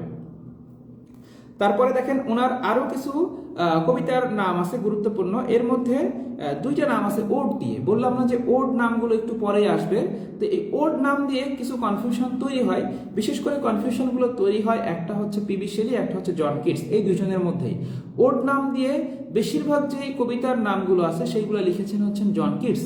হ্যাঁ, বেশিরভাগ যে কবিতার নামগুলো আছে সেগুলো লিখেছেন জন কিটস, তবে দুইটা মেজর কবিতা লিখেছেন হচ্ছে পিবি শেলি। আমি যেভাবে মনে রাখি আকাশ বাতাস, হ্যাঁ, আকাশ বাতাস, এই দুইটা নাম যেখানে বা এই দুইটা শব্দ যেখানে আছে সেটা লিখেছেন পিবি শেলি। দেখেন আমি একটু বোঝাই, আমি আমার মতন করে মনে রাখছি, আপনাদেরও হয়তো পড়তে পড়তে মুখস্থ হয়ে যাবে। Ode to the west wind, হ্যাঁ, পশ্চিমা সমীরণের গান, পশ্চিমা সমীরণের গান, এরকম একটা বাংলাটা হচ্ছে এরকম। Ode to the west wind, wind মানে কি আমরা জানি না বাতাস। হ্যাঁ, আরেকটা দেখেন ode to a skylark, sky মানে কি, স্কাই মানে হচ্ছে আকাশ। হ্যাঁ, এই যে এটাকে বলা হয় ভরত পক্ষীর গান, এটা মানে এটা হচ্ছে বাংলাটা আর কি। তো আমি মনে রাখার সুবিধার্থে এরকম পড়েছিলাম, একটা হচ্ছে স্কাই মানে কি আকাশ, ওয়াইন্ড মানে বাতাস। আকাশ বাতাস যেখানে আছে ওড শব্দের সাথে সেটা হচ্ছে পিবি শেলির, এটা মুখস্থ হয়ে যাবে হয়তো বা। তারপরে দেখেন একটা বিখ্যাত ওনার সনেট আছে, এটাও গুরুত্বপূর্ণ। হ্যাঁ, ওজাইমান্দিয়াস, এই যে নাম যে দুইটা বললাম, ode to the west wind আর ওড টু স্কাইলার্ক, এটা কিন্তু পরীক্ষার জন্য খুবই গুরুত্বপূর্ণ। হ্যাঁ, পরীক্ষায় খুব আসে, এটাকে ভালোভাবে মার্ক করে নেবে। ওজাইমান্দিয়াস, ওজাইমান্দিয়াস, হ্যাঁ, এটা হচ্ছে একটা ফেরাউন। হ্যাঁ, একটা ফেরাউনের কাহিনী নিয়ে, ফেরাউনের নামটা ছিল রামসেস II। হ্যাঁ, তো এটা একটা বিখ্যাত সনেট, এই সনেটটা লিখেছেন হচ্ছেন পিবি শেলি। উনি আসলে একটু লেখালেখি একটু বেশি করছেন, যেজন্য আমাদের একটু বেশি পড়তে হচ্ছে। আর বাকি যে তথ্যগুলো আছে সেইগুলা জাস্ট একটু দেখবেন রিডিং করে যে বিগত বছরের মধ্যে কোনোটা আসছে কিনা। হ্যাঁ, তার ওনার ক্ষেত্রে হচ্ছে কোটেশনগুলো তো পড়বেনই বলছি। এইবারে আসি আমরা হচ্ছে জন কিটস। জন কিটসের ক্ষেত্রে প্রথমে প্রত্যেকটা রাইটারের ক্ষেত্রে দেখেন আমরা কিন্তু প্রথমে টাইটেলগুলো দেখতেছি। হ্যাঁ, পোয়েট অফ বিউটি, হ্যাঁ, এই টাইটেলটা পরীক্ষায় খুব আসে। হ্যাঁ, পোয়েট অফ বিউটি নামে পরিচিত কে? পোয়েট অফ বিউটি নামে পরিচিত হচ্ছেন জন কিটস। হ্যাঁ, পোয়েট অফ সেন্সাসনেস, ওনাকে পোয়েট অফ সেন্সাসনেস বলা হয় কেন? কারণ ওনার কবিতা যখন পাঠক পাঠ করেন তখন তাদের মধ্যে একটা 5 সেন্স জাগ্রত হয়। হ্যাঁ, 5 সেন্সেস জাগ্রত হয়, যে কারণে ওনাকে বলা হয় poet of sensuousness. Death haunted poet বা ইয়ংয়েস্ট পোয়েট, মানে ইংরেজি সাহিত্যের মধ্যে সবচেয়ে ইয়ংয়েস্ট পোয়েট ছিলেন হচ্ছেন জন কিটস। হ্যাঁ, সবচেয়ে কম বয়সী লেখক বা কবি ছিলেন হচ্ছেন জন কিটস। তিনি কিন্তু একই সাথে ডাক্তার ছিলেন। হ্যাঁ, তিনি কিন্তু একই সাথে একজন ডাক্তার ছিলেন, মানে নিজের পরিবারের বা ওনার নিজের সহ নিজের পরিবারের ম্যাক্সিমাম সদস্যদেরই কিন্তু মানে মোটামুটি উনি চিকিৎসা করতেন, এবং ওনার পরিবারের সদস্যরা, উনি সহ ওনার পরিবারের সদস্যরা কিন্তু 5 জন যক্ষ্মায় মৃত্যুবরণ করেন। এবং তিনিও কিন্তু করতেন, আফিম খেতেন, কিন্তু ইয়ের মতন এত আসক্ত ছিলেন না, ওই যে এসটি কলরিজের মতন আফিম এতটা আসক্ত ছিলেন না, তিনিও যক্ষ্মায় মারা যান। তো এগুলো আসলে প্রাথমিক কিছু তথ্য। ওনার একটা সনেটের, এবার আসে সাহিত্যকর্মে, ওনার একটা সনেটের নাম on first looking into Chapman's Homer. হ্যাঁ, on first looking into Chapman's Homer, এটা অতটা গুরুত্বপূর্ণ না। ওই যে হোমার, চ্যাপম্যানস হোমার মানে আপনারা বুঝছেন, আপনার মাথার মধ্যে কি আসছে? হোমার কুঞ্জন, যিনি হচ্ছেন গ্রিকের একজন বিখ্যাত সাহিত্যিক, ভান এনিড এবং হোমারের এনিড এবং ভার্জিল যিনি লিখেছেন, যেটা ট্রান্সলেশন প্রথম করেন কে? চ্যাপম্যান। আমরা এই তথ্যটা কোথায় পড়েছি? George Chapman. আমরা এটা যখন রেনেসা পিরিয়ড পড়েছিলাম তখন আমরা পড়েছিলাম। আজকেও কিন্তু আমাদের হোমারের শব্দটা আসছে কখন? যখন আমরা আলেকজান্ডার পোপ পড়ি। আলেকজান্ডার পোপের মধ্যে আমরা কি পড়ছি? ট্রান্সলেশন অফ হোমার নামে যিনি পরিচিত তিনি হচ্ছেন আলেকজান্ডার পোপ। হ্যাঁ, তো এটা একটা সনেটের নাম আর কি, on first looking into Chapman's Homer, John কিটসের একটা সনেট। এটা খুব একটা গুরুত্বপূর্ণ না। ওনার ক্ষেত্রে গুরুত্বপূর্ণ হচ্ছে ওনার সাহিত্যকর্মের কবিতার নামগুলো দেখেন। কি বললাম যে ওড নাম দিয়ে ম্যাক্সিমাম লেখাগুলোই হচ্ছে কার? জন কিটসের। ওই দুইটা নাম বিশেষ করে খেয়াল করবেন, যে দুইটা হচ্ছে কার? পিবি শেলির। হ্যাঁ, দেখেন ওড টু এ নাইটিঙ্গেল, হ্যাঁ, এইটা পরীক্ষায় আসে। Ode on a gracious urn, হ্যাঁ, এটা পরীক্ষায় আসে। ওড টু অটাম, এইগুলো পরীক্ষায় প্রায় আসে, বিশেষ করে এই তিনটাই পরীক্ষায় বেশি বেশি আসে। হ্যাঁ, এবং এগুলো থেকে উক্তিগুলো পরীক্ষায় খুব আসে। আরো কিছু নাম আছে ওড দিয়ে, আরো কিছু নাম আছে, এগুলো দেখবেন, বিশেষ করে এই তিনটা, ode to a nightingale, ode to a nightingale, ode on a Grecian urn, ode on a Grecian urn, ode to autumn. হ্যাঁ, অটাম, এই নামগুলো পরীক্ষার জন্য বেশি গুরুত্বপূর্ণ। তারপর ইসাবেলা নামে একটা আছে, ইসাবেলা, ইসাবেলা, এগুলো হচ্ছে ওনার বিখ্যাত কিছু কবিতা। হ্যাঁ, আর ওনার কিছু বিখ্যাত বই আছে, এই বইয়ের নামগুলো একটু দেখতে পারেন। অ্যান্ডাইমিয়ন অ্যান্ডাইমিয়ন, হাইপেরিয়ন, লামিয়া। হ্যাঁ, ওনার থেকে পরীক্ষায় মাঝে মাঝে প্রশ্ন আসে বা দুই একটা এগুলো বইয়ের নাম পরীক্ষা হয়তো আসছে, এই জন্য আমরা এই বইগুলোর নামগুলো চেষ্টা করবো, বিশেষ করে ওর নাম দিয়ে যেগুলো আছে সেগুলো পরীক্ষায় বেশি আসার মতন। হ্যাঁ, আর ওনার লেখা উক্তিগুলো তো অবশ্যই পড়বেন। ওনার লেখা উক্তিগুলো পরীক্ষার জন্য মানে এই যে William Wordsworth, P B Shelley, S T. Coleridge, John Keats, প্রত্যেকের উক্তি খুবই গুরুত্বপূর্ণ, পরীক্ষায় আসার মতন। এবারে আমরা আসি হচ্ছে উইলিয়াম ব্লেক। হ্যাঁ, উনি পরীক্ষার জন্য উনিও গুরুত্বপূর্ণ, তবে ওনার লেখা তথ্য খুব বেশি একটা আসে না, স্পেসিফিক তথ্য আসে। দেখেন ওই যে একজন ভাই মনে হয় বা আপু বলতেছিলেন যে ভাইয়া আমরা উইলিয়াম ব্লেক পড়বো কিনা। তো উইলিয়াম ব্লেক তিনি মূলত নিউ ক্লাসিক্যাল পিরিয়ড থেকে লেখালেখি করছিলেন, যে কারণে অনেকেই মনে করেন তিনি নিউ ক্লাসিক্যাল পিরিয়ডের লেখক। ওনার থেকে একটা তথ্য পরীক্ষায় খুব আসে, সেটা হচ্ছে বোথ এ পোয়েট আর পেইন্টার। একই সাথে তিনি কি ছিলেন? পোয়েটও ছিলেন, পেইন্টারও ছিলেন। হ্যাঁ, এই তথ্যটা পরীক্ষায় খুব আসে। একই সাথে ইংরেজি সাহিত্যে পোয়েট এবং পেইন্টার কে ছিলেন? তিনি হচ্ছেন উইলিয়াম ব্লেক। এই তথ্যটা ভালোভাবে মনে রাখবেন। এই তথ্যটাই সবচেয়ে বেশি আসে ওনার ক্ষেত্রে।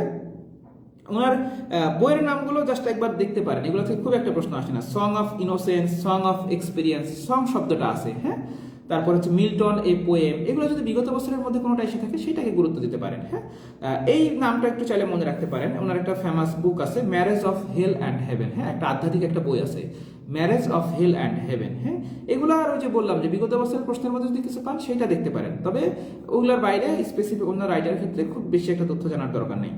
Charles lamb. হ্যাঁ, চার্লস ল্যাম্ব, এখান থেকে খুব বেশি একটা তথ্য ওইভাবে পড়তে আমাদের হবে না। দেখেন উনি এলিয়া ছদ্মনামটা ব্যবহার করে লিখতেন, এলিয়া ছদ্মনাম ব্যবহার করতেন। তো ওনার একটা হচ্ছে মানে কিছু লেখা আছে, the essays of Elia, the last essays of Elia. Elia শব্দটা দেখলেই বুঝবেন যে এটা চার্লস ল্যাম্বের লেখা। মূলত পরীক্ষার জন্য গুরুত্বপূর্ণ ওনার একটা লেখা, সেটা হচ্ছে শিশুতোষ বিষয়ক একটা গ্রন্থ আছে, যে গ্রন্থটার জন্য উনি এবং ওনার বোন, হ্যাঁ, ম্যারিল্যান্ড, যৌথভাবে 1907 সালে কি পান, হচ্ছে পান 1907 সালে 1907 সালে তিনি হচ্ছে উনি এবং ওনার বোন মিলে 1907 সালে রচনা করেন। যদিও এগুলো এত বেশি গুরুত্বপূর্ণ না, বইটার নাম বেশি গুরুত্বপূর্ণ। বইটার নাম হচ্ছে tales from Shakespeare. Tales from Shakespeare নামটা খুবই গুরুত্বপূর্ণ। হ্যাঁ, টেলস ফ্রম শেক্সপিয়ার, এটা পরীক্ষায় আসে। হ্যাঁ, চার্লস ল্যাম্বের লেখা একটা বিখ্যাত শিশুতোষমূলক গ্রন্থের নাম হচ্ছে টেলস ফ্রম শেক্সপিয়ার। এই নামটাই পরীক্ষায় আসতে পারে চার্লস ল্যাম্ব থেকে।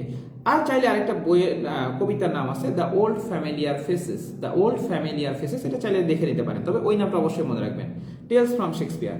তারপরে হচ্ছে উইলিয়াম হ্যাজলিট। এখান থেকে আসলে পরীক্ষায় এরকম প্রশ্ন আসে না, বা এটা এই ইংরেজি সাহিত্যের মধ্যেও অন্তর্গত এরকম না।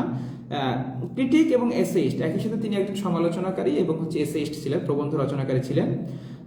এইগুলো পরীক্ষায় আসে না। মূলত ওনার একটা বইয়ের নাম চাইলে দেখতে পারেন, দ্য স্পিরিট অফ এজ। হ্যাঁ, দ্য স্পিরিট অফ এজ। হ্যাঁ, এটা হচ্ছে আমরা একটু পড়ে আসছি, দ্য স্পিরিট অফ নেশনস, যেটা লিখেছিলেন কে? ভলতেয়ার। হ্যাঁ, দ্য স্পিরিট অফ নেশনস লিখেছিলেন কে? ভলতেয়ার। আর এখানে আমরা যেটা পড়তেছি দ্য স্পিরিট অফ এজ লিখেছেন উইলিয়াম হ্যাজলিট, এতটাও গুরুত্বপূর্ণ না। আবার একটু আগে পড়ছি স্পিরিট অফ ইসলাম লিখেছেন কে? স্পিরিট অফ ইসলাম লিখেছেন স্যার সৈয়দ আমির আলী।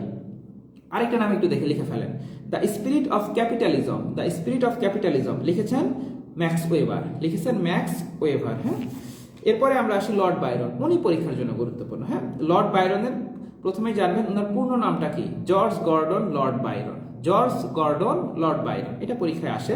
তিনি 36 বছর বয়সে গ্রীষ্মের জ্বরে মারা যান। এগুলো ওনার টাইটেলটা পরীক্ষায় গুরুত্বপূর্ণ, রেবেল পোয়েট, বিদ্রোহী কবি। বাংলা সাহিত্যে যেমন বিদ্রোহী কবি কাজী নজরুল ইসলাম, ইংরেজি সাহিত্যে বিদ্রোহী কবি হচ্ছেন লর্ড বাইরন। হ্যাঁ, আর যদি বলা হয় বাংলা সাহিত্যে আধুনিক বিদ্রোহী কবিকে, তাহলে উত্তর হবে মাইকেল মধুসূদন দত্ত। শুধু বিদ্রোহী কবি বললে কাজী নজরুল, আর আধুনিক বিদ্রোহী কবি বললে উত্তর হবে হচ্ছে মাইকেল মধুসূদন।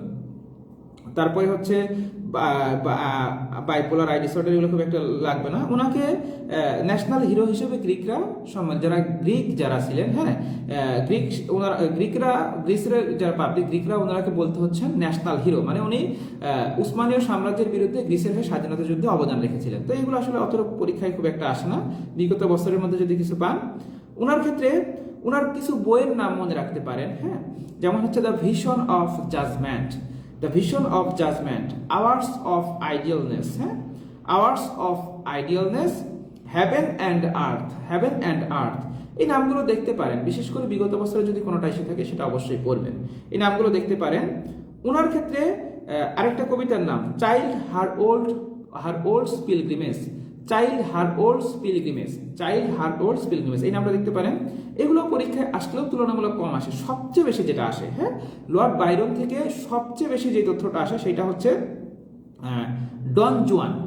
ডন জুয়ান এইটা হচ্ছে ওনার একটা বিখ্যাত ইপিক, ইংরেজি সাহিত্য পাশাপাশি লর্ড বাইরনের একটা বিখ্যাত ইপিকের নাম হচ্ছে লর্ড বাইরনের বিখ্যাত ইপিকের নাম হচ্ছে ডন জুয়ান। হ্যাঁ, এটা পরীক্ষার জন্য খুবই গুরুত্বপূর্ণ।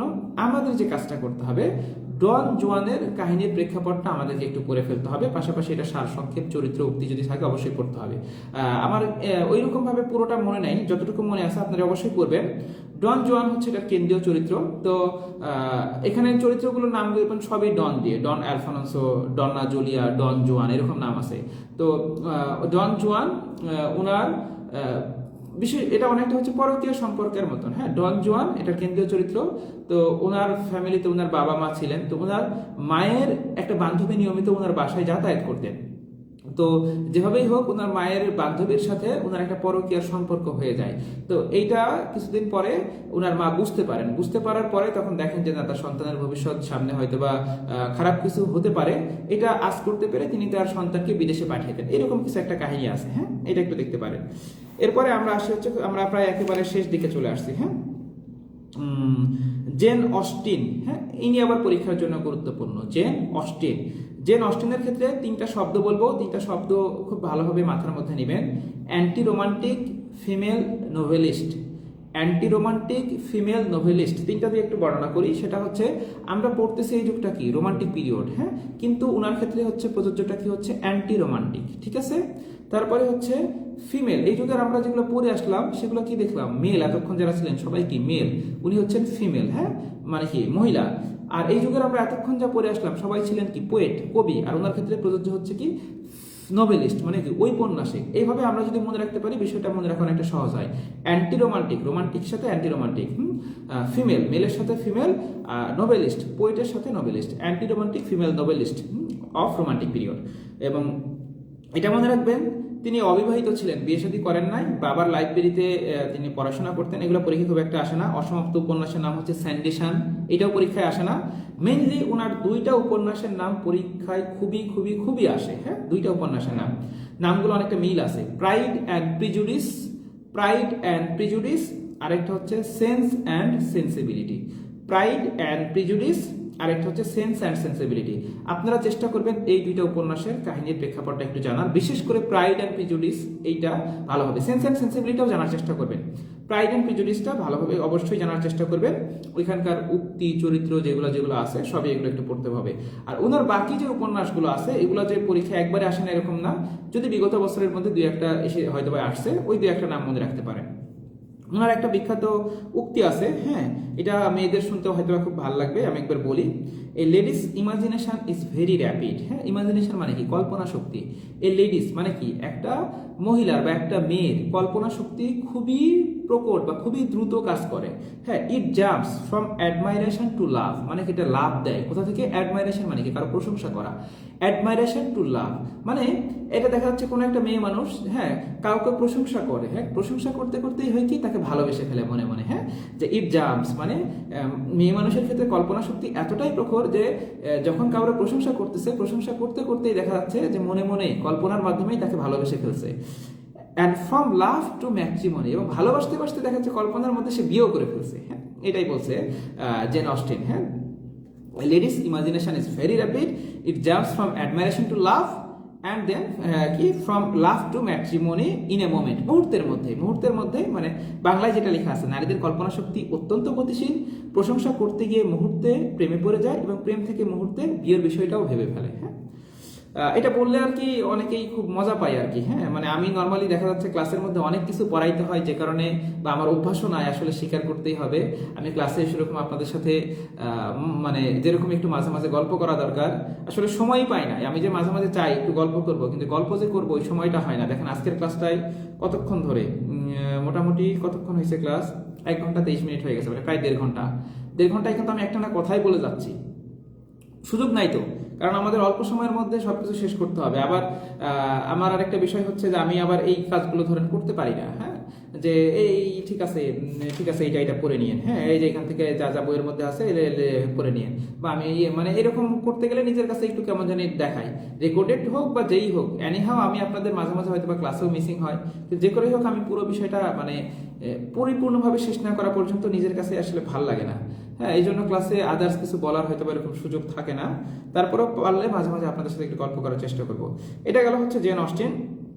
তারপরে হচ্ছে আলেকজান্ডার পাশকিন রাশিয়ার জাতীয় কবি, পরীক্ষায় খুব একটা আসে না, হ্যাঁ দু একটা নাম মনে রাখতে পারেন। রাশিয়ার জাতীয় কবি আলেকজান্ডার পাশকিন, ওনার দুইটা উপন্যাসের নাম চাইলে মনে রাখতে পারেন, বরিস গোদুনভ, ইউজেন ওয়ানজেন, হ্যাঁ ইউজেন ওয়ানজেন, হ্যাঁ বরিস গোদুনভ, ইউজেন ওয়ানজেন, এটা মনে রাখতে পারেন। আর দরকার নাই, এগুলো হচ্ছে ইয়েতে নাই। এই তো মোটামুটি এটা গেল রোমান্টিক পিরিয়ড। আর বিগত বছরের প্রশ্ন তো অবশ্যই করবে।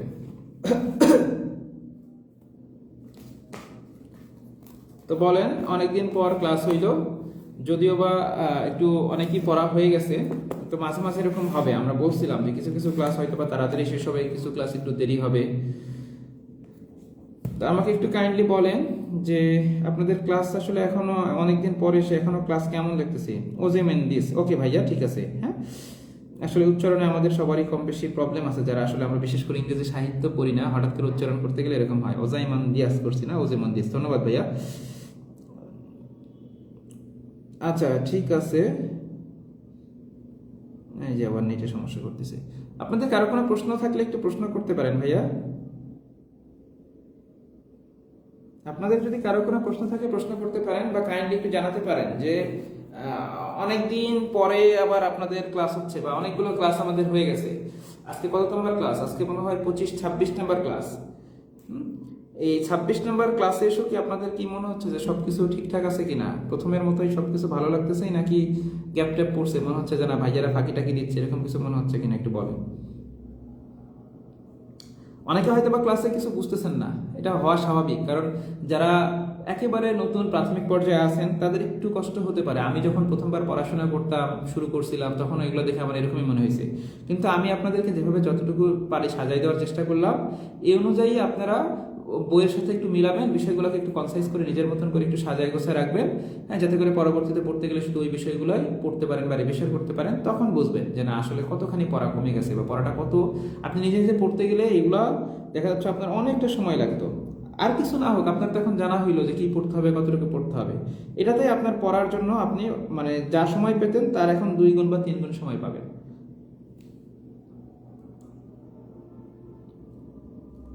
এই ক্লাসগুলোতে হয় কি, এই ক্লাসগুলোতে আসলে এরকম রঙ্গ রস দিয়ে ক্লাস করাইতে গেলে ক্লাস করানো যাবে, সমস্যা নেই, আমি নিজেও ক্লাস করাইতে পারবো, এটা কোনো বিষয় না। কিন্তু এগুলো আসলে আলটিমেটলি আমাদের মনেই রাখতে হয়। এই জন্য অল্প সময়ের মধ্যেই আমরা বিষয়টাকে আমার মনে হয় যে সাজায় গোছায় দিতে পারলে সেটাই মনে হয় ভালো। টেকনিক ভাই, উক্তি মনে রাখার কি কোনো টেকনিক আছে? না, আমি আসলে নিজেও কোনো উক্তি মনে রাখার আলাদা কোনো টেকনিক ইয়ে করি নাই। তবে ওই যে গল্পের কাহিনী যদি কোথাও থাকে, সেই কাহিনী আকারে কিছু জায়গায় মনে রাখছি। আর টেকনিকগুলো সবচেয়ে ভালো হয় নিজে যদি বানাইতে পারে। হ্যাঁ, যখন একটা লেখকের উক্তিগুলো পড়তেছে তখন নিজের মধ্যে থেকেই কিছু বিষয়ের উপর চিন্তা করেন। হ্যাঁ, যেমন নেচার শব্দটা যেখানেই থাকবে দেখবেন let nature be your teacher, বা আরো কিছু উক্তি আছে, নেচার শব্দটা থাকলে সেটা কার উক্তি হয়? উইলিয়াম ওয়ার্ডসওয়ার্থের উক্তি হয়। নেচার শব্দটা কোনো জায়গায় প্রশ্নের মধ্যে ইয়া আকারে থাকলে সেটা উইলিয়াম ওয়ার্ডসওয়ার্থের উক্তি হয়। তো আবার এভাবে আমি নিজের মতন করে কিছু কিছু জায়গায় মনে রাখার চেষ্টা করছিলাম। এটা সবচেয়ে ভালো হয় আপনি প্রত্যেকটা রাইটার যখন আলাদা আলাদাভাবে পড়বেন, ওই রাইটারের কোন কোন উক্তিগুলো একত্র করে নেন, নিয়ে ওইটার উপরে একটু চিন্তা করেন। কোনো একটা উক্তি পড়তেছেন, কোনো কিছুর সাথে একটু মিলানোর চেষ্টা করেন, বাহ্যিকভাবে যে ওইটা কার সাথে মিলানো যায় দেখি তো। নিজে নিজে চিন্তা করে তখন যতক্ষণ আপনি চিন্তা করবেন ততক্ষণ এটা মুখস্থ হয়ে যাবে।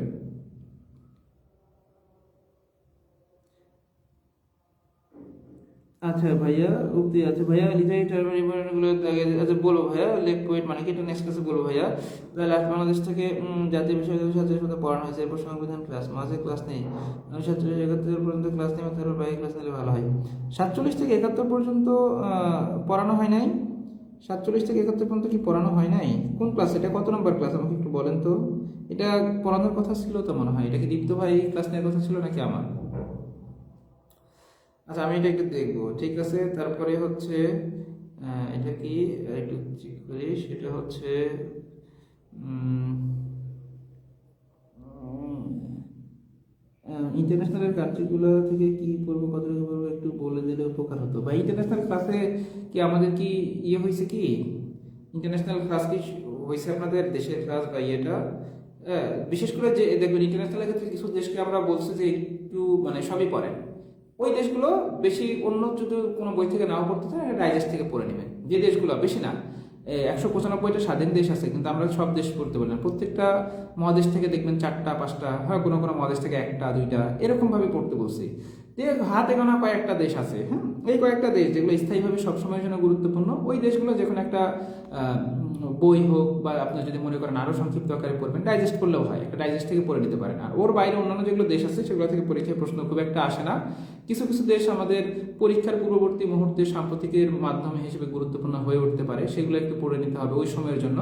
আর বাকিগুলোর ক্ষেত্রে আমরা পরীক্ষা খুব একটা প্রশ্ন আসে না, সেক্ষেত্রে শুধু বিগত বছরের প্রশ্নগুলো দেখে যেতে পারি। হ্যাঁ, এটাগুলো তো ক্লাসে তো বলা হওয়ার কথা ভাই, এগুলো মানে যদি ক্লাস যদি না হয়ে থাকে এখনো, হ্যাঁ আমি তো আসলে এক্সাক্ট মনে নাই ক্লাসগুলো হয়েছে কিনা, যদি সামনে থাকে ক্লাসগুলো পাবেন, সমস্যা নাই, সব বলে দেওয়া হবে। সুন্দর গোছানো, আচ্ছা ভাই ধন্যবাদ। সিএল ক্লাসে শেষ করলে ভালো হতো, একটা করে শেষ করে দিতে ক্লাসের সাথে সাথে। ভাই সাবজেক্টগুলো সিরিয়ালি এটা হয় কি যে আমরা আগের কোর্স যেগুলো আমি করাইতাম ক্লাস কোর্সে সেইগুলোতে সবগুলো সাবজেক্ট সিরিয়ালি করাইতাম, তো ওইখানে আবার অনেকে বলতো ভাই এটা তো অনেক পিছিয়ে পড়ে যাচ্ছি, ওইখান থেকে চিন্তা করে কিন্তু এভাবে আসা, মানে এক এক জায়গায় এক এক রকম ভাবে বলেন। তা আপনাদের চিন্তা নেই, আমি চেষ্টা করব পরবর্তী একটা ইয়েতে সবগুলো ক্লাস একটা একটা করে আবার সাজায় দেওয়ার জন্য। হ্যাঁ, যে বাংলার ক্লাসগুলো একদিকে থাকবে, ইংলিশের ক্লাসগুলো একদিকে থাকবে, আর দরকার হয় আমি একটা পোস্টের মাধ্যমে লিখে আপনাদেরকে পিন পোস্টের মাধ্যমে সাজাই দেবো যে বাংলার সকল ক্লাস এখানে, হ্যাঁ লেখা থাকলো যে বাংলার আমাদের ধরেন বাংলা সাহিত্যে 4টা বা 5টা ক্লাস হয়েছে, ওই 4টা 5টা ক্লাস সিরিয়ালি আমি একটা পোস্টের মাধ্যমে মানে পুরো একটা পোস্ট থাকবে, পিন পোস্ট করে দিব, ওই পোস্টে লেখা থাকবে সব। আগে আমরা ক্লাসগুলো শেষ করি, আপাতত সবগুলো ফিউচার অপশনে সাজানো আছে, ফিউচার অপশনটা দেখেন, ওইখানে সবগুলো ক্লাস পাবেন। এখানে থাকবেন হচ্ছে আমাদের সিলেবাস যেভাবে দেওয়া ছিল, 1 নম্বর ক্লাস 2 নম্বর ক্লাস 3 নম্বর ক্লাস, হয়তো 2টা একটা মিসিং আছে, ওইটা আলাদা বিষয়, কিন্তু সিরিয়ালি এখন ক্লাসগুলো সাজানো হচ্ছে ফিউচার অপশনে। আর আপনারা যদি চান যে ভাইয়া এভাবে তারপরেও একটু মুশকিল হচ্ছে আমাদের সাবজেক্ট ওয়াইজ সবগুলো সাবজেক্টের আলাদা আলাদা ক্লাস সাজাই দেন, তাহলে এটা আমাদের পুরো কোর্স যখন শেষ হয়ে যাবে তখন আলাদা আলাদা সাবজেক্ট ভিত্তিক আমি ক্লাসগুলো সাজাই দেবো। আর ক্লাস নিয়ে শেষ করার যে বিষয়টা ভাইয়া, এটা এখন যেহেতু আমরা একটা নির্দিষ্ট প্যাটার্নের মধ্যে আসি, এইভাবে আপাতত আগাই, ওইটা নিয়ে আপনাদের চিন্তা নেই, আমি শেষ বুঝে দেবো। 1947 পর্যন্ত ক্লাস নিয়েছেন দীপ্ত ভাই, আচ্ছা ঠিক আছে ভাই। আচ্ছা, আরেকটা বিষয় আপনারা একটু রুটিনটা একটু ফলো করবেন। হ্যাঁ, আমার কাছে রুটিনটা আছে, আমি একটু দেখে নিই।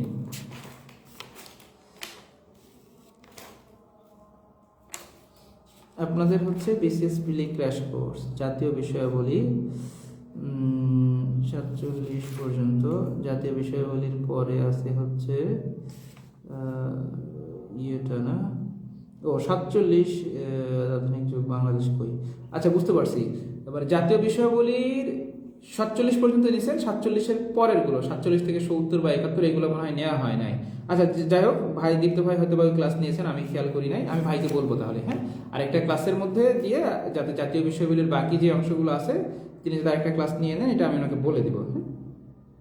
হ্যাঁ ভাই, মনে হয় ওই দিন আমার এই ক্লাস নেওয়ার কথা ছিল, আমি হয়তো ওই দিন উপস্থিত ছিলাম না, হ্যাঁ এই জন্য এখানে।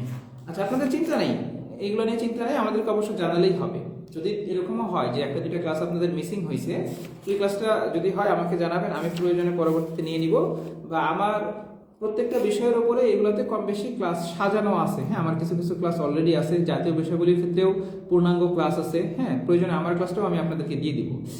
জাতীয় বিষয়গুলির জন্য একদম শুরু থেকে শেষ পর্যন্ত কি কি পড়বেন, কিভাবে পড়বেন, বা মুক্তিযুদ্ধের জন্য 47 থেকে 70-এর জন্য কি কি, এগুলো সব আমার কাছে সাজানো আছে। মানে হয়তোবা 52-র সব কিছু একবারে বর্ণনা করে দেয় নাই, কিন্তু 52 যে আপনাকে পড়তে হবে, এখানে 54 পড়তে হবে, 66 পড়তে হবে, 68 পড়তে হবে, 69 পড়তে হবে, 70 পড়তে হবে, এইগুলো যে কোনো একটা ডাইজেস্ট থেকে পড়তে পারেন। পাশাপাশি আমি একটা নোট দেওয়ার কথা ছিল, মানে দেই আর কি, হয়তো আপনাদের কাছে আমার সাথে ইন্টারাকশন হয় নাই, তবে আপনাদের সবই দেওয়া হবে।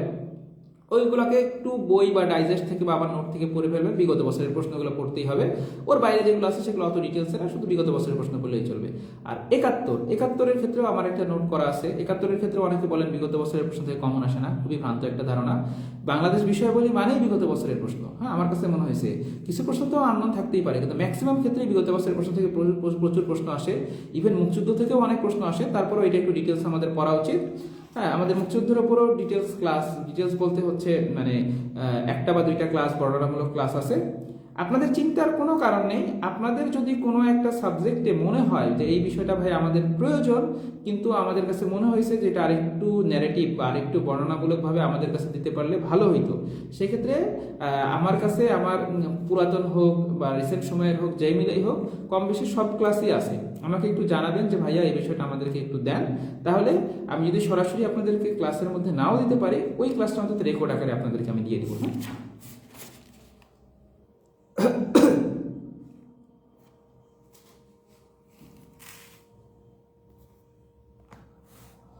আচ্ছা, দীপ্ত ভাই সাধারণ বিজ্ঞান নোট দেওয়ার কথা ছিল। ভাই আপনারা একটু ভাইকে বলবেন, হ্যাঁ আপনারা একটু তাগাদা দিবেন। হ্যাঁ, ভাই এখন আসলে এই যে একটু ইয়ের মধ্যে আছেন মনে হয়, সমস্যা নাই, আমি ভাইকে বলে দিব। আপনারা বলবেন যে ভাইয়া আপনার নোট দেওয়ার কথা ছিল, আপনি নোটটা একটু দিয়ে দেন গ্রুপে। হ্যাঁ, বললেই দিয়ে দিবে, সমস্যা নেই, আমি তো ভুলে গেছে। আচ্ছা, তাহলে আজকের মতো মনে হয় আমরা শেষ করতে পারি, অনেকক্ষণ হয়ে গেছে।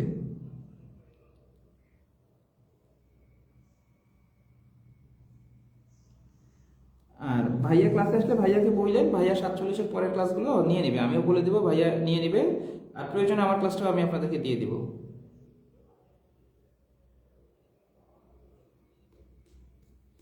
আচ্ছা, 47 থেকে 71 পর্যন্ত আমার পুরো নোটই আছে। হ্যাঁ, 47 থেকে 70 পর্যন্ত মানে ক্লাসে হয়তো বা দিক নির্দেশনাগুলো দিয়ে দিলাম যে এইভাবে পড়েন, এটা থেকে প্রশ্ন এরকম আসে, এটা থেকে এটা পড়েন।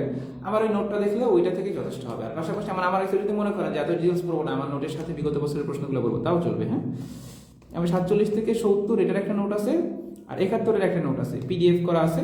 আমি পিডিএফটা আপনাদের গ্রুপে শেয়ার করে দিচ্ছি। আর পিডিএফ ওপেন না হলে যেটা বলছি ওই পদ্ধতিটা অনুসরণ করবেন, তাহলেই হবে। হ্যাঁ, আমি দুটো নোট দিয়ে দিচ্ছি, তাতেও আশা করতেছি আপনাদের কাজ হয়ে যাবে। হ্যাঁ মামা, আসি তাহলে, আজকের মতো শেষ করি ভাইয়া। হ্যাঁ, অনেকক্ষণ হয়ে গেছে। ইনশাল্লাহ আগামীকাল আবার দেখা হচ্ছে, কথা হচ্ছে। সবাই ভালো থাকবেন। আসসালামু আলাইকুম।